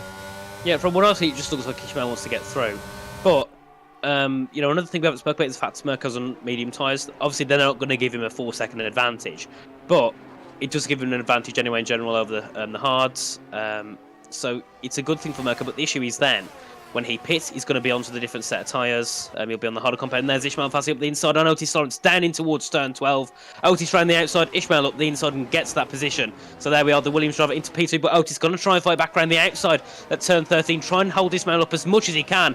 Wheel there through that section. Otis with a big slide. And I think that's all Otis can do for now on the back of Ishmael, but we'll probably see more of that action when the DRS gets activated down towards turn 1. But for now, Ishmael moves himself up into P2. 4.3 seconds behind Mirko Soriano, who's on the medium tyres, up in P1. But at the moment, it's looking pretty nice for Mirko, isn't it, up in that first position? Yeah, he's really got no competition at the minute, which is exactly what he needs for his medium tyres to stretch them as long as he can into this race. Ismail Fassi using a little bit of the battery off the exit of turn number 20. Otis Lawrence doesn't really show any interest of fighting him at this point in the race. These guys are just trying to play the long game through here. I'm not sure if Krypton's joking or not, but he does say in the chat, apparently there's a 5 seconds for Veloce. Don't know if that's true or not. Well, I mean, Kryptonite wouldn't be lying about this. He's one of the PSGL admins, so I guess a 5-second time penalty going the way of Veloce. Of course, that would be neutralised by the fact that Mirko Soriano's got a very long gap, a very large gap to Ismail Fassi at the moment. It's 4.5 seconds, so still for the time being, Ismail Fassi will be taking the lead of this race. However, Otis Lawrence coming back at him, headed down in towards turn number 12, and looks to be an easy move up the inside in towards the braking zone. Ismail Fassi going to be pinning him towards that left-hand side, but there's no real need for him to hold him up as Otis Lawrence once again sneaks back up the inside. He gets ahead of Ismail Fassi and in towards the final sector. Now we get a brilliant helicopter angle shot of this sequence of corners in towards now the very slow part of this track. Otis Lawrence holding the inside, Ismail Fassi taking the wider entry, possibly trying to get the better exit in towards now the triple right-handers even. And Otis Lawrence going to be up into P2. Fassi cannot contest him, and Max Wiesel's got the best seat in the house for all of it. Yep, my bad. Veloci did get a 5-second. It was announced before. After last race, the issue with Tomek and Ruben, it was Tomek that was at fault. But obviously, because he didn't finish the race, he couldn't have the penalty served. So it will be served this race for the Veloci driver that finishes the highest. So it will be Mirko. Hence why now we can figure out why Otis is trying to hold it up so much. The gap's 5.5. It's going to still be difficult though for Mirko to keep that first to the 5 seconds, but we'll have to see what he can do. Obviously, starting the most mediums gives him an advantage at the start, but near the end it could not. And oh no, we have Luke Smith and Modesto fighting side by side yet again. Modesto at the inside at turn 18. Luke's going to have the inside line into turn 19, however, as they both go through. And Modesto has to let Luke through, but then they go through. Out of turn 20, let's see, does Modesto have the power and the speed to try and get Luke Smith down to turn 1? Because Modesto has the DRS and it's looking pretty easy for Modesto to try and get through, but Luke Smith will defend the inside. Modesto sends it even further up the inside as they're heading to turn 1. Luke Smith going around the outside, very close to contact between the two. Yet again, Modesto and Luke.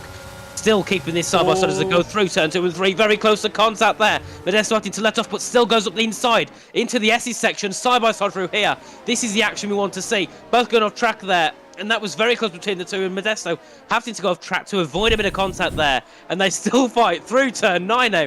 These two are absolutely going at it through turn 9, 10. Even a bit of a spin for Modesto, but Luke manages to still keep this P15 for now. Yep, and they're all scrapping at the front of the order as well. I mean, Ismail Fassi tried to go for the move on Otis Lawrence whilst all that was going on. Otis Lawrence defending very stoically to the inside, and Max Wiesel and Istvan Pukki, Dylan Warren, they all trying to get their nose in here. So off the exit of the final corner now, Ismail Fassi, could he try to look for a move on Otis Lawrence? Is now in towards turn number 1. There you go. It doesn't look like he's going to go up the inside here. He sees no interest in going for a move up through there. If he wants to use the DRS down through turn number in towards turn number 12, we've got what is looking like a 6-car fight for P2, because Leonard Gertzer very close in this train as well, and all this scrapping is just allowing for Mirko Soriano to escape up the road even more. The gap is now 6.9 seconds, and it's one almost a 7-second lead over the rest of the pack. Still scrapping for 15th and 16th is Luke Smith and Modesto Mena. They're not doing those medium tyres any favours if they want to take them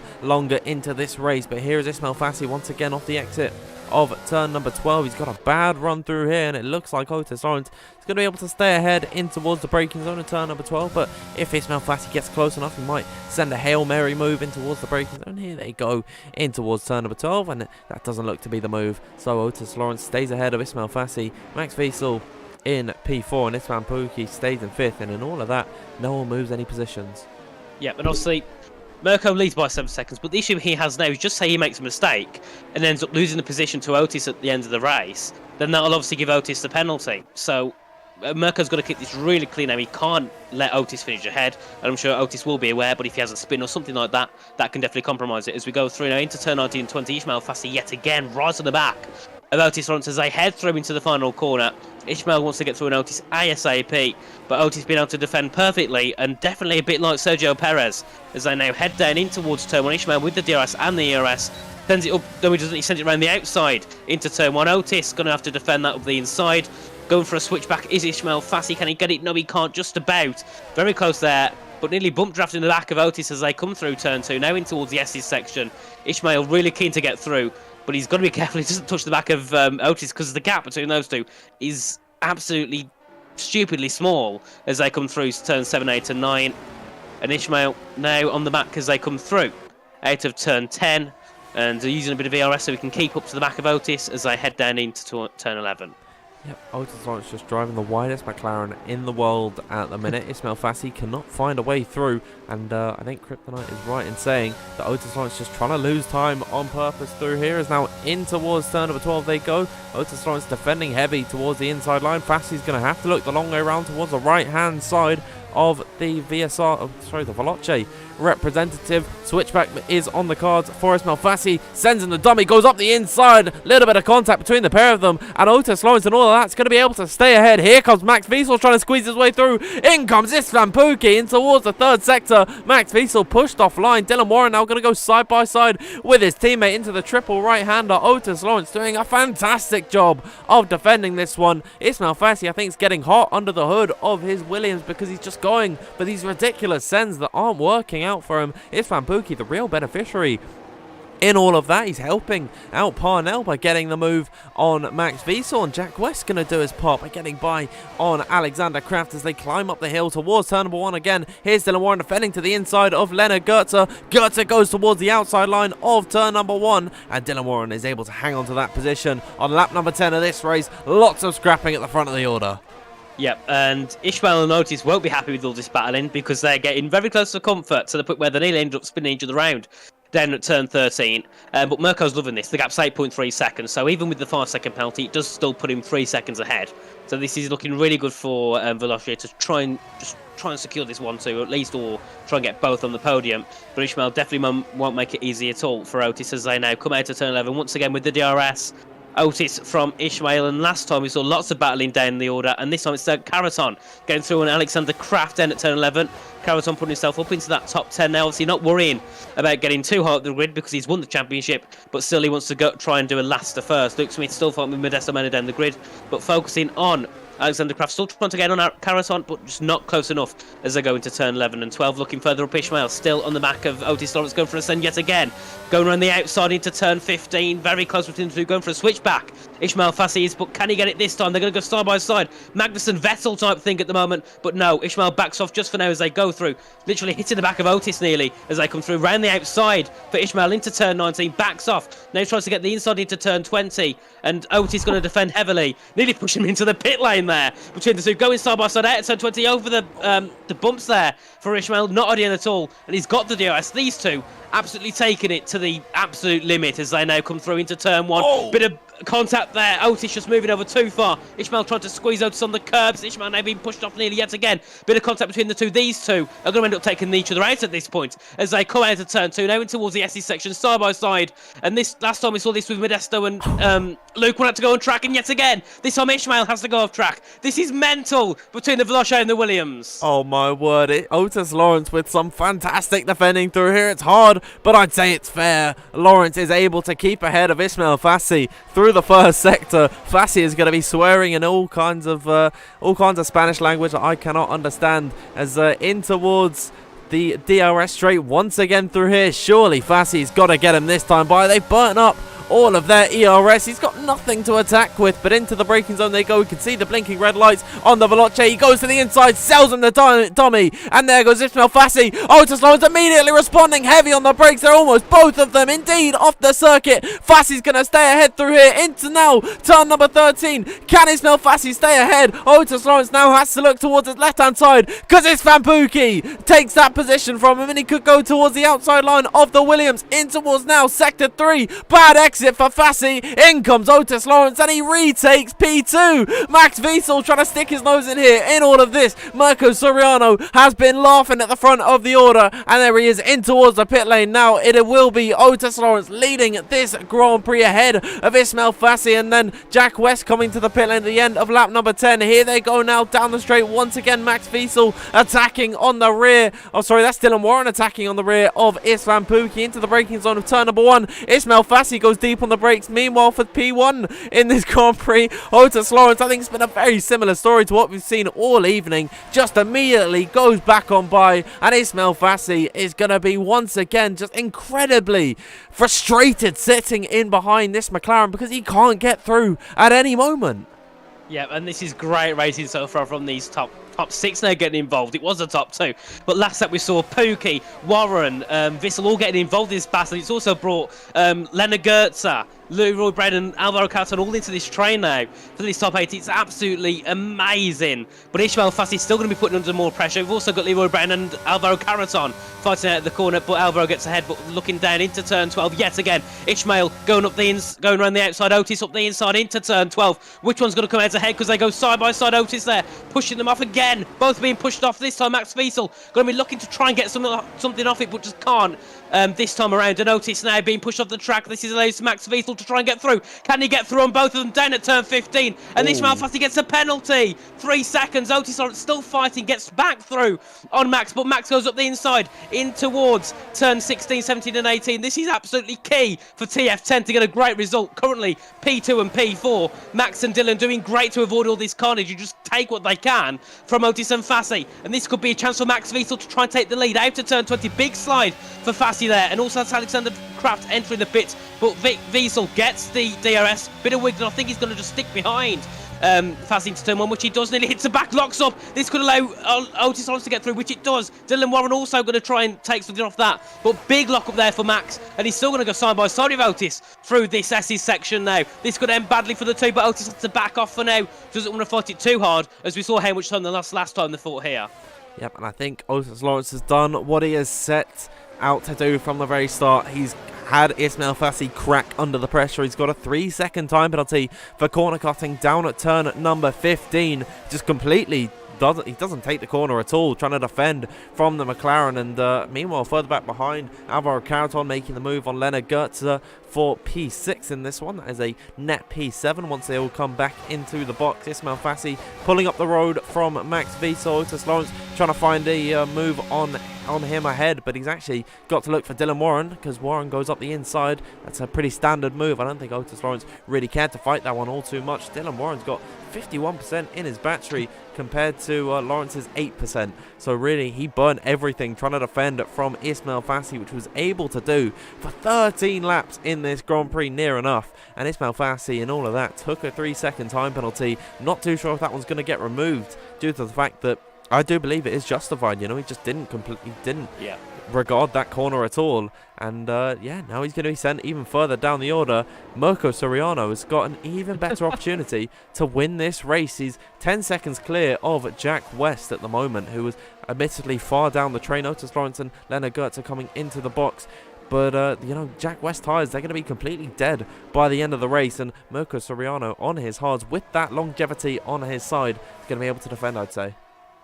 Yeah, and I don't think there was an issue there for Otis, or just my camera screens, but he just stood still for a little bit longer than 2 seconds. But Mirko is pitted, and he's 2 seconds behind the main train. That's fight for P1. This is really critical now. And Otis has come out behind Jack West, so that's good for Jack, but it's going to be, well, his tyres are going to be in a very bad position coming to the end because he's going to take those for about 16 laps, I believe it is, there. And Otis coming out behind Jack, he'll be able to fight with the DRS. Most likely, we'll just stick behind Jack with the DRS for now, depending on how quick Jack is. Kraft also coming out 5 tenths behind Otis, so he's had a good pit stop as well. And now we'll start to see people pitting very soon. But one issue for Mirko is if safety cars come out, that can ruin it all. Because, well, if just say everyone pits this lap, the safety car comes out, it puts Mirko ahead with the 5-second penalty, but he'll just be a few tenths ahead of the person in second. Whereas at the moment, he's looking to end up leading by over 10 seconds yet again as they come out of the pit stop phase, 1.4 seconds behind, so he's catching up to this train of Louis Welch, who is at the back of it, and this train now consists of Louis Welch, Cuba, Leroy, Alvaro, Istvan, Dylan, Max and Ishmael, so very close, and this top 10 is going to be really intense at the end, and at the moment you can't really call who will end up in the top 10, because everyone has a chance at this point, apart from obviously Modesto and Luke, I think, and Patrick. They're going to have a tough time in this one, but Patrick Sipos, he's actually yet to stop again, so he does need to come back into the pit lane. We've seen some more guys come into the pits. That is Max Wiesel and Leroy Brown taking their stops in this one. They should come out behind Otis Lawrence, who has now got his medium tyres up to temperature. He'll be leading this train, and I'd imagine trying to control the pace the best he can. Of course, Jack West actually is ahead of him by about 2.8 seconds. The undercut was very powerful for him in this one, but of course 3 lap hold compared to 1 lap hold, and some drivers have completely fresh medium tyres. It can be so tricky for them to defend in this Grand Prix. Ismail Fassi then still leading the way. He's about 9 tenths clear of Dylan Warren. He's done well to settle back into this one, but at what cost? He's got a 3-second time penalty. He's got 13% in the battery. Dylan Warren, Istvan Pukic, and even Alvaro Caraton going to be able to easily sail by on him, and I think it's actually in Fassi's best interest to work with Caraton here. Of course, representing Williams together, newly joining the team just today. He's really got to make an imprint on that team and show that he can work with his compatriots so that in the future he could be touted with an F1 Esports seat, as Alexander Kraft gets by on Max Wiesel. That's due to Wiesel not having any heat into his medium tyres, but he should phase into this race very soon and then hopefully get by on that VSR representative very shortly indeed. Yep, and this undercut has worked really well for Alexander Kraft, as Istvan Pukic pits now. He put really well because he's come out ahead of Max, having to, because obviously Max has got the newer colder tyres. and the tyres are only 2 laps older, so I don't think it's going to affect Alexander's pace too much compared to Max's. As long as he can just stick in this train of Otis, this could be a great opportunity for Otis to get for Alexander to get some good points. Cuba has also going to the pit lane onto some new medium tyres as well. So now Mirko works his way up into 5th. Also, Karasan to talk about. He's moved himself up to 3rd. Obviously, people have pitted, but still, he's had a great run in that first stint. Dylan Warren as well, having a great run with his teammate Max Fiesel. They were at one point both on the podium. Earlier on, there was 2nd and 3rd. It would be nice if they could finish 2nd and 3rd in this race, but Mirko looks like he's going to take that first, I think. And then Ishmael also with the penalty, that could drop him down. So lots of things could happen with this podium at the moment. Yeah, absolutely. And I think for the case of Mirko Soriano, there's no better driver on this grid than Jack West to be leading the train behind him, because we know how aggressive Jack West can be in his defence, and he's also got more worn out tyres as Soriano does get by on Louis Welch. There's probably a bit of traffic that he wouldn't want to be coming across, but as I was saying, Jack West... Sorry, I think I've got to cut out myself here, because here comes Leonard Goetzer to the inside of Max Wiesel in towards turn number 12. Leonard Goetzer has to go at the inside because Max Wiesel defended that very heavily, but he does find a way through. He does force off the Red Bull and in towards now the 3rd sector. Oh, so close to contact, little bit of a touch between the pair of them. Leonard Goetzer should be ahead of Wiesel through turn number 15. There you go, Wiesel trying to do his best to attack him back through here. I think Leonard Goetzer maybe caught him napping ever so slightly. The race leader, Ismail Fassi, coming into the pit lane. That'll leave the TF10 Dylan Warren leading this Grand Prix. And we'll have to wait and see how this one works out. But Mirko Soriano, yeah, he's in a fantastic position at the moment. Just needs to clear this traffic in front of him. Yep, and Otis Collins now sets the fastest lap of the race. He does take the gap between him and Alexander to about 1.3 seconds due to Leonard and Max all far in behind. It's really helped him, but he's just got to get back into that 1 second of Jack West now, because he hasn't found to do so just yet. He's around that 1.3 seconds for the past 2 or 3 laps. He's got to get back into the 1 second as soon as possible, so he doesn't have to worry about people behind. Leonard Gertz obviously going to be working with his teammates, so they won't fight too hard.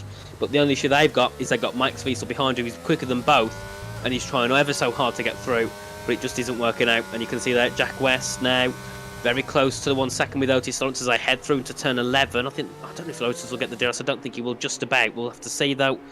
And he doesn't get the DRS, and neither does Alexander, but Leonard Gertz doesn't. We'll have to see what the tactic is between VSR. Do they just try and make a big blockade ahead and just block people off? Max Wiesel being the main one to block off, and looking further down, we've got Ishmael being overtaken by Isvan Pukin out, down in towards turn 12. Obviously now, we look at the field, and obviously Mirko takes the lead technically, so we've got Jack West potentially in P2, Otis P3, it's pushed Max down to P6, and then Fassi, he's down in a provisional P9 if I read that correctly. Dylan Navarro now coming into the pit lanes to pit onto some medium tyres. I don't think it'd be soft, it'd be way too early with 10 laps to go, but we'll have to see. And yeah, mediums, pretty simple. Louis Welch also coming in. Mirko obviously staying out because he already has pitted, and he's 13 seconds ahead of the grid. Mirko Soriano is in the best winning position at this point because Jack West tyres already getting on in age. 6 laps old these mediums are for him, and if he defends heavily from the likes of Otis Lawrence and Leonard Gertz in behind and Alexander Kraft as well, then he is he's going to hold them up even more. And I think Otis Lawrence, he's not going to complain about that whatsoever. He's probably going to do his utmost to keep the rest of the pack behind Jack West because, of course, once this race reaches its last few laps, West is going to have no pace whatsoever on his medium tyres. Everyone else still going to be scrapping it out, trying to get close to that 5-second window of Soriano, and it's just not going to be possible. So Otis Lawrence going to maybe try and use Jack West to his advantage through here, but now with everyone pitting at least once in this Grand Prix, your running order is as follows. Mirko Soriano leading from Jack West in P2, Otis Lawrence following behind in 3rd, Leonard Gertz defending from Alexander Kraft, and Max Wiesel heading in towards turn number 12. Wiesel looks to the inside line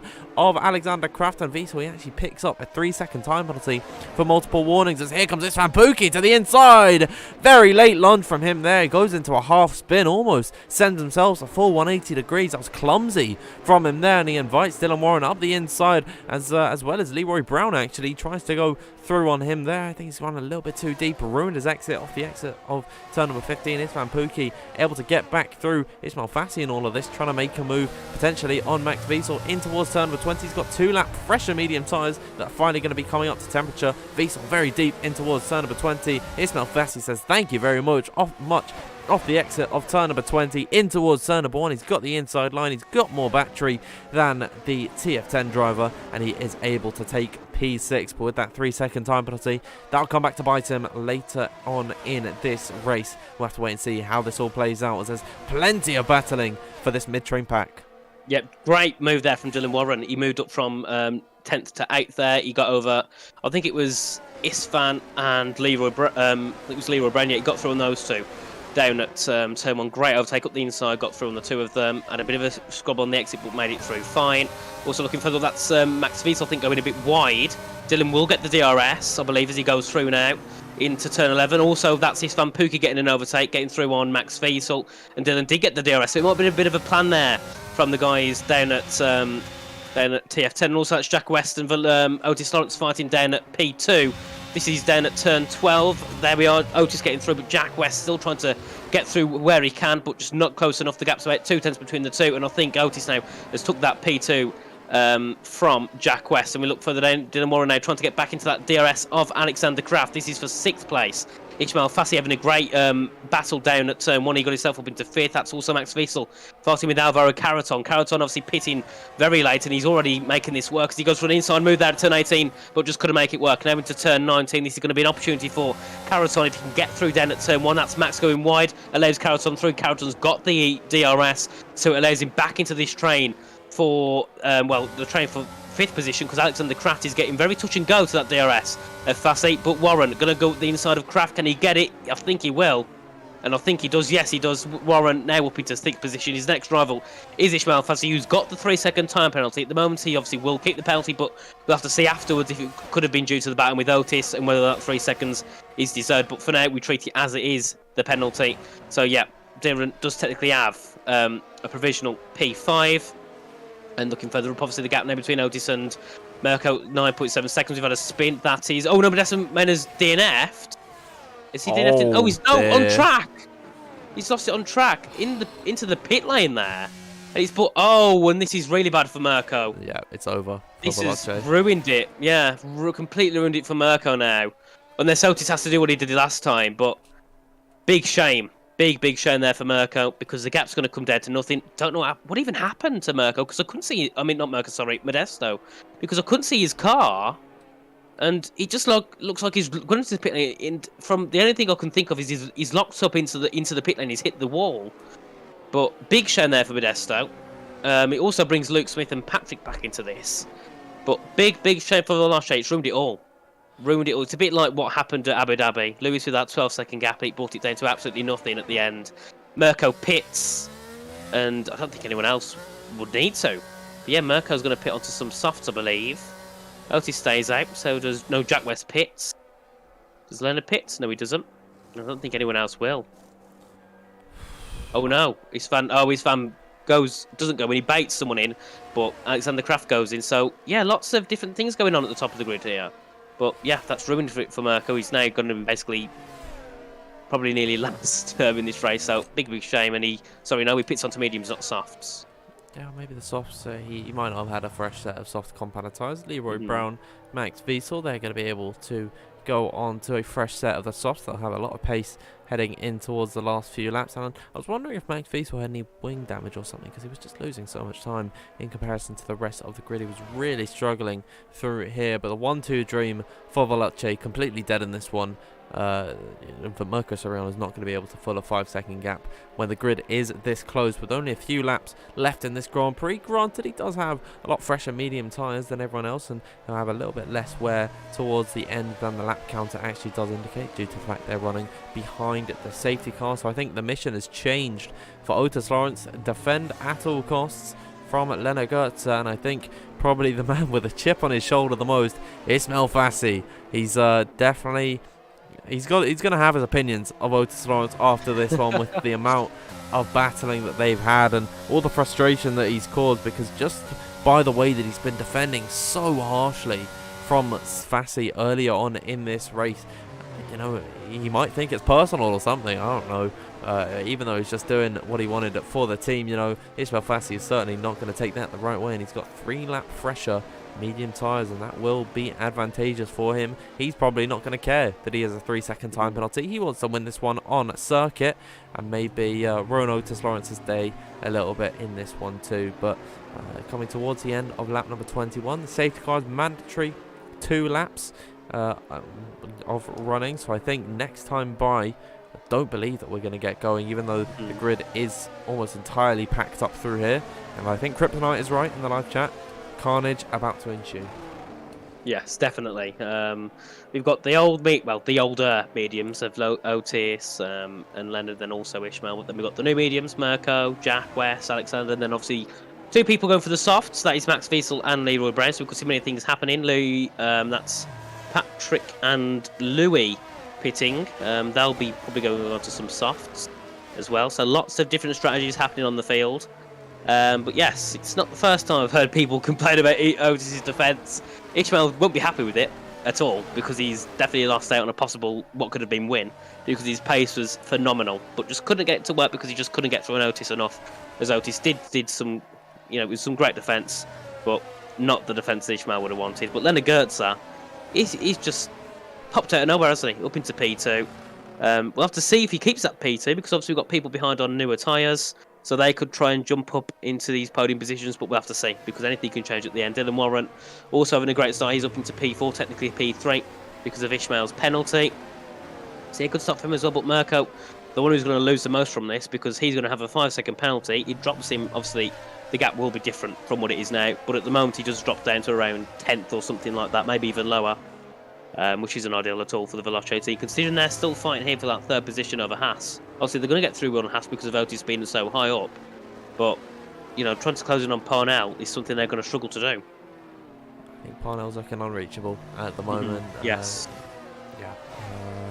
At this point in the race, I'm pretty sure Veloce, they're just going to be looking to get Otis Lawrence as clear of everyone else as possible, and then do damage limitation for Mirko Soriano. Soriano still does have something to fight for in this race. It's not all over and done with, because some incidents still could happen. We'll have to wait and see how this race plays out. We're having a quick look just before we get underway in this Grand Prix at the position changes. Otis Lawrence unchanged, of course. He started on pole. Leonard Gertzer up 5 places. Ismail Fassi started in 3rd. He runs 3rd at the minute. Dylan Warren up 2 spots. Soriano and Istvan Pukki both losing places. Then 2 very big movers in 7th and 8th. Alvaro Carreton up 9 places from the start. Jack West up 7. Alexander Kraft remains unchanged from the beginning of the Grand Prix, and a top 10 for SRT as Leroy Brown runs in 10th. Kuba Trzeziak, the last driver to gain positions, and then Wiesel, Welch, Sipples and Smith all losing places in this Grand Prix. But Otis Lawrence, it is his discretion. He controls the start.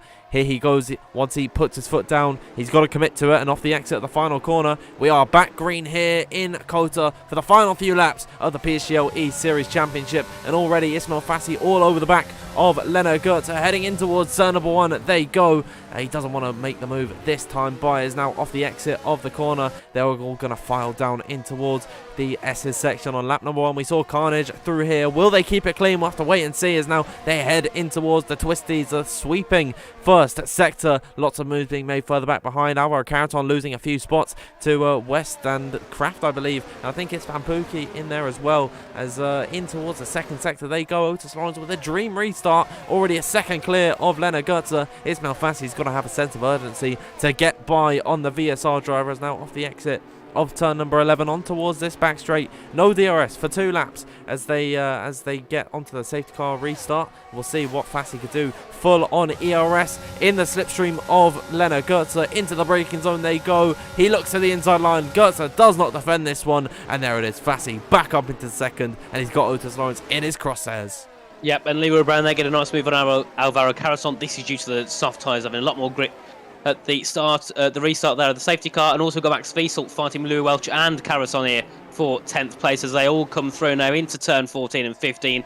That's Caraton trying to defend from Max Wiesel. Now we've got Louis Welch trying to push Max Wiesel on these softer tyres as well as they come through turn 16, 17 and 18. Good defending there from Wiesel. Louis Welch still trying to put a bit of pressure on but can't do enough at all. But just having a quick chat about the prize pool. Obviously it's a £1,000 prize pool and the top 5 have the money split. And it goes 400, 250, 175, 175. So all these drivers in that second to fifth will be fighting really hard. As you know, you go back into turn 1, they're back to the action. Alvaro Caraton trying to get a move on Max Wiesel. Also, we've got Dylan Warren defending from Leroy Brown. Leroy having a great restart here with these softer tyres. Also, we've got Max Wiesel throwing Caraton as well. Bit of a slide there from Max. Has to go off track to avoid contact there with, I believe it was Alvaro or Louis. But still manages to keep that 10th position with that penalty though. So that would drop him practically down to 14th position as we head through now up in towards turn 9 and 10, and currently Leroy is trying to still fight after Dylan Warren. This is the main battle I think we'll see, the softer tyres versus the mediums, and at the moment Otis's gap is technically 3 seconds because of obviously Ishmael having that penalty, which really helps him out. The issue is though, he has Mirko which is behind. Mirko's trying to get through on Leonard. Does he get through? Gets himself into 3rd, but Otis will serve that 5-second penalty for Veloces. He is the driver who is finishing highest out of the 2 Veloces, which is not what he wants. Leroy Brown still fighting Dylan Warren. Ishmael Fassi gets another 5-second penalty. 3-second penalty, sorry, he went off track I think, and he's losing lots of position, so I don't know what's happened there to Ishmael, but he's gone completely off track. He's now down to 6th, fighting, yes, now down to fight for 6th with Visvan Puk, who's been overtaken by Alexander Kraft, who's also had a great restart as well, trying to put himself up into that top 5, and VSR currently looking at for a 4th and 5th.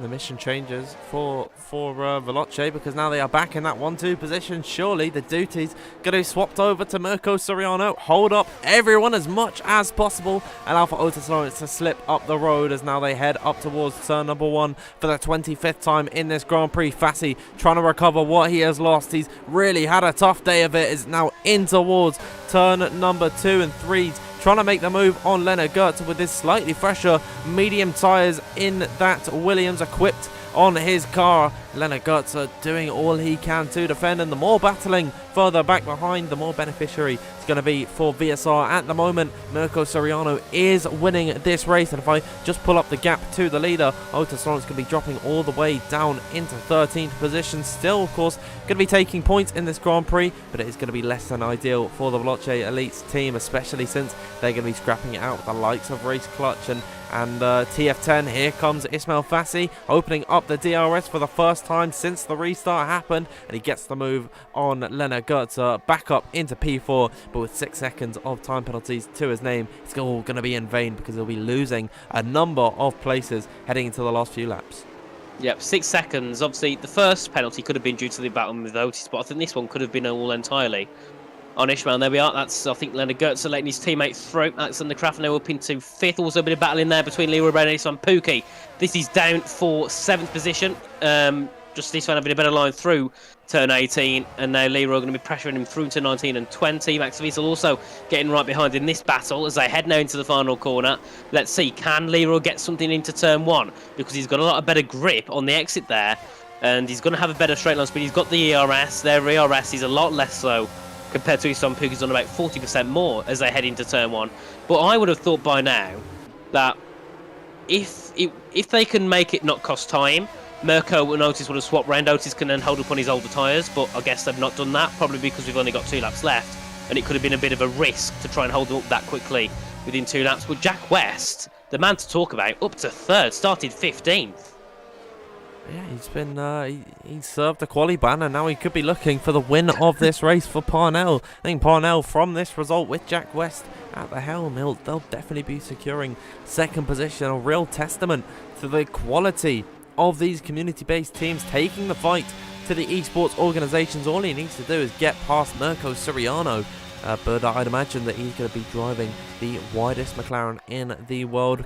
Formerly, of course, driven by Otis Lawrence. They've swapped round, and a lot of swapping further back down the order. Max Wiesel and Isfan Pookie getting the elbows out, and Dylan Warren trying to make a move on Leroy Brown, as now around the outside goes Leroy on Max Wiesel. A little bit of contact. Patrick Sipples has had a spin further back behind, a little bit of desync as well, as it's all kicking off on lap number 26 of 28. Mirko Soriano scrapping it out with Jack West. West trying to make this move. This is for the win of the race, is now through the final two corners. Can he get the move off the exit in towards turn number 1? He needs to prioritize all the exit speed possible. Uses battery now. Try and go for this move as they climb up the hill. Then he can defend with the DRS of Otis Lawrence. Heading now in towards turn number 1. Later on the brakes, and Mirko Soriano is not going to work out this time by. And Jack West will be hanging back in P3.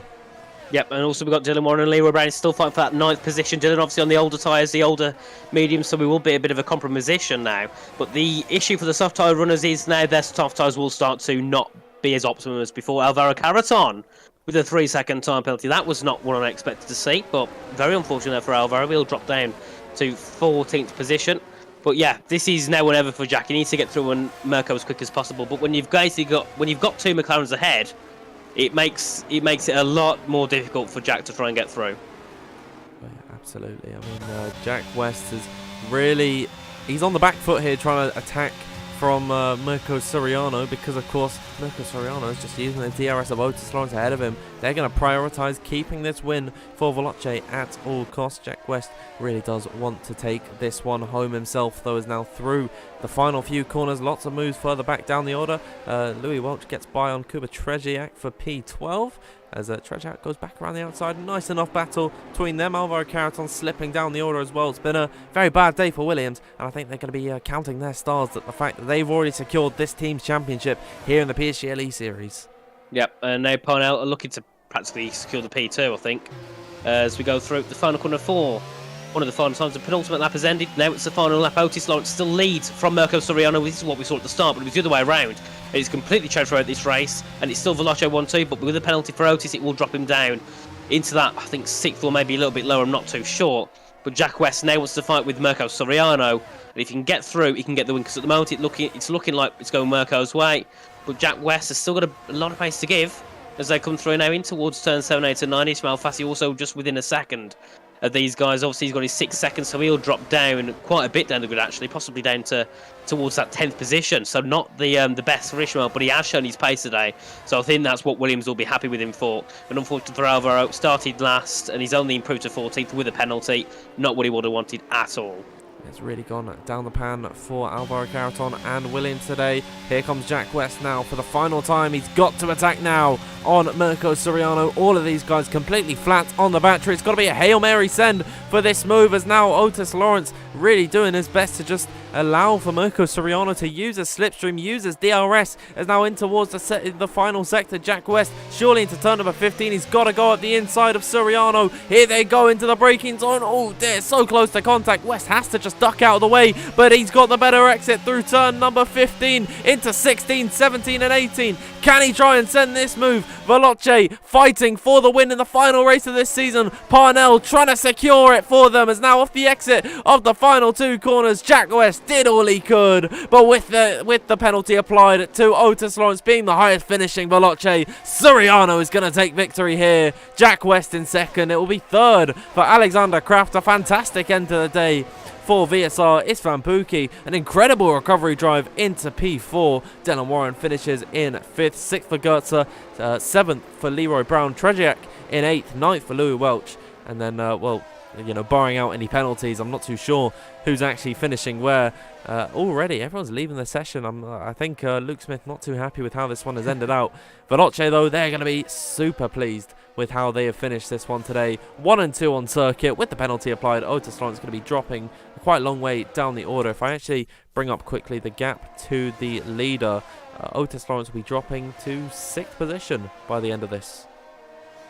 So, not ideal, but for Max Wiesel, that's not what he wanted at all. He's down to 13th. But I think at the start of the race, I wouldn't have thought that the top three would be Mirko Soriano, Jack West and Alexander Kraft. That is definitely a lot different to what I expected.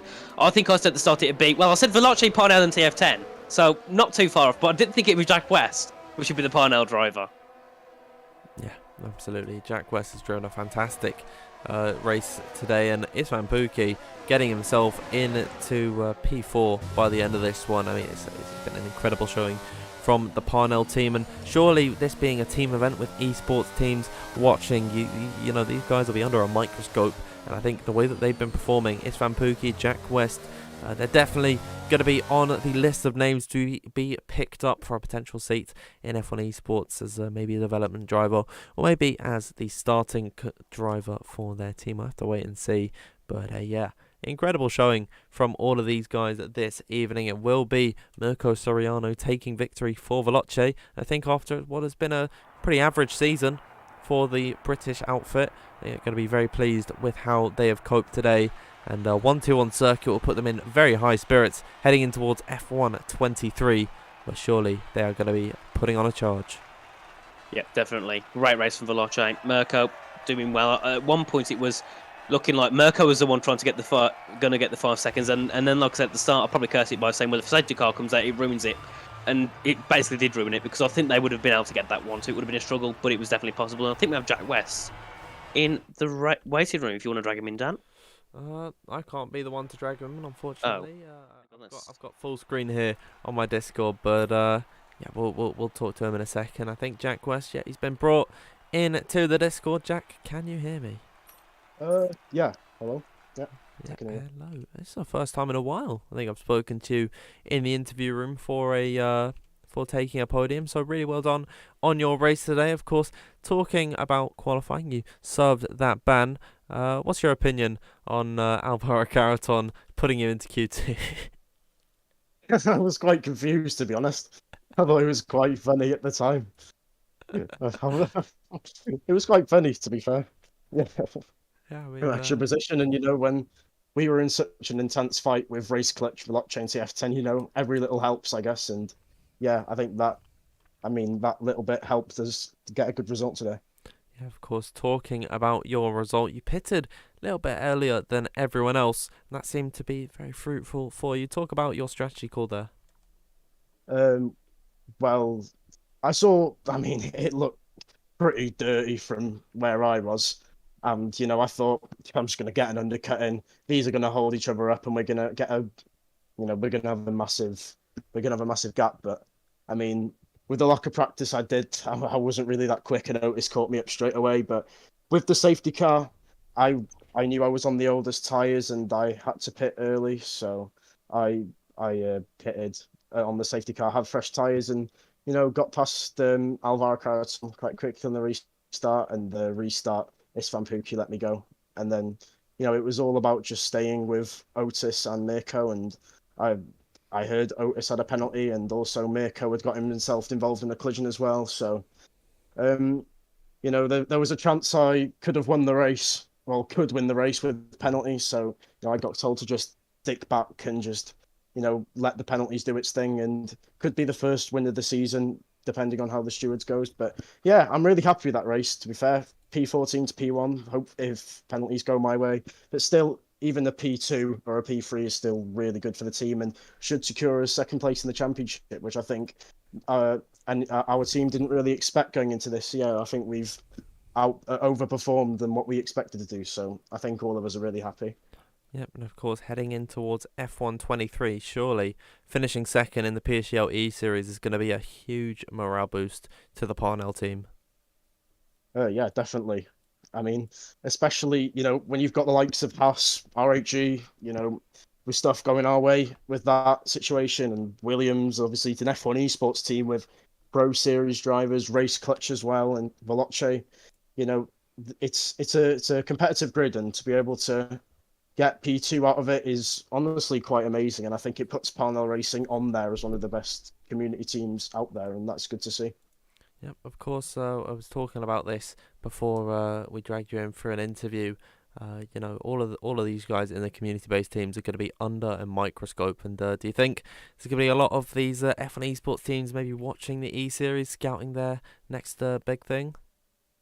Well, I mean, we'll see. I mean, I think we've had a lot of people, a lot of new drivers like Otis Lawrence, who's raced here, and obviously he's the biggest upcoming talent so far. So he's raced in this E Series, so I reckon we will. And I think next season we'll see even more. even more competitive drivers coming in. Yeah, absolutely. I mean, it's been a wonderful PSGL E series. I'd say that this little experiment has been a great success. So hopefully, if we have another one on F123, we'll see Parnell once again scrapping out at the top. Yep, hopefully. All right, we'll let you get away and enjoy your podium and what could be a win after any stewards' inquiries. That was Jack West, everyone. Thank you. Okay, and just looking back into the waiting room, it doesn't seem like we've got anyone else getting ready for an interview, so we'll drag everyone back over to the intermission scene, and that brings us to the end of the PSGL E Series. The first season of it was a great success. Yes, definitely. I can see PSG definitely hosting this again in the future. Obviously not on this game, but on the next game.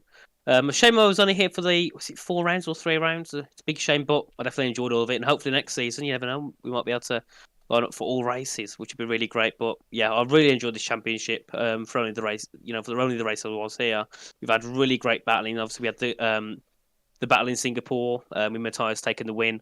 That was mental. Then we had the Bahrain battle with all the colluding going on with Hassan RHG, and then obviously going into this round we had absolute chaos all throughout. So I think it's been an amazing championship, and I can definitely see PSL doing it again. And obviously Williams is going to be happy with the £400, the one from the prize pool, and also Parnell taking home the 250. They'll definitely be impressed with that one. Yeah, absolutely. It's been a season of controversy, a lot of battles as well, but only one team could come out on top.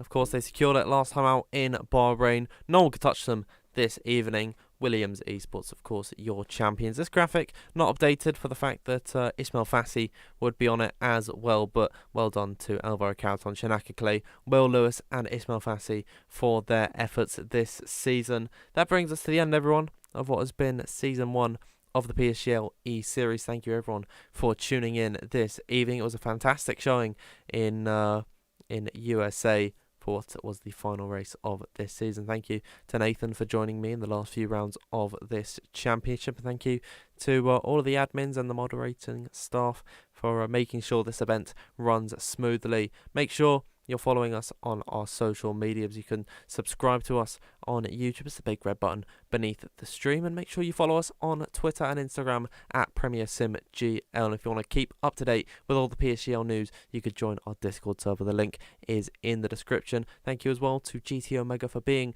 the proud sponsors of PSGL. Hopefully on F123, we'll see you for Season 2 of the PSGL E-Series. But for now, everyone, thank you oh so much for tuning in, and good night. Good night.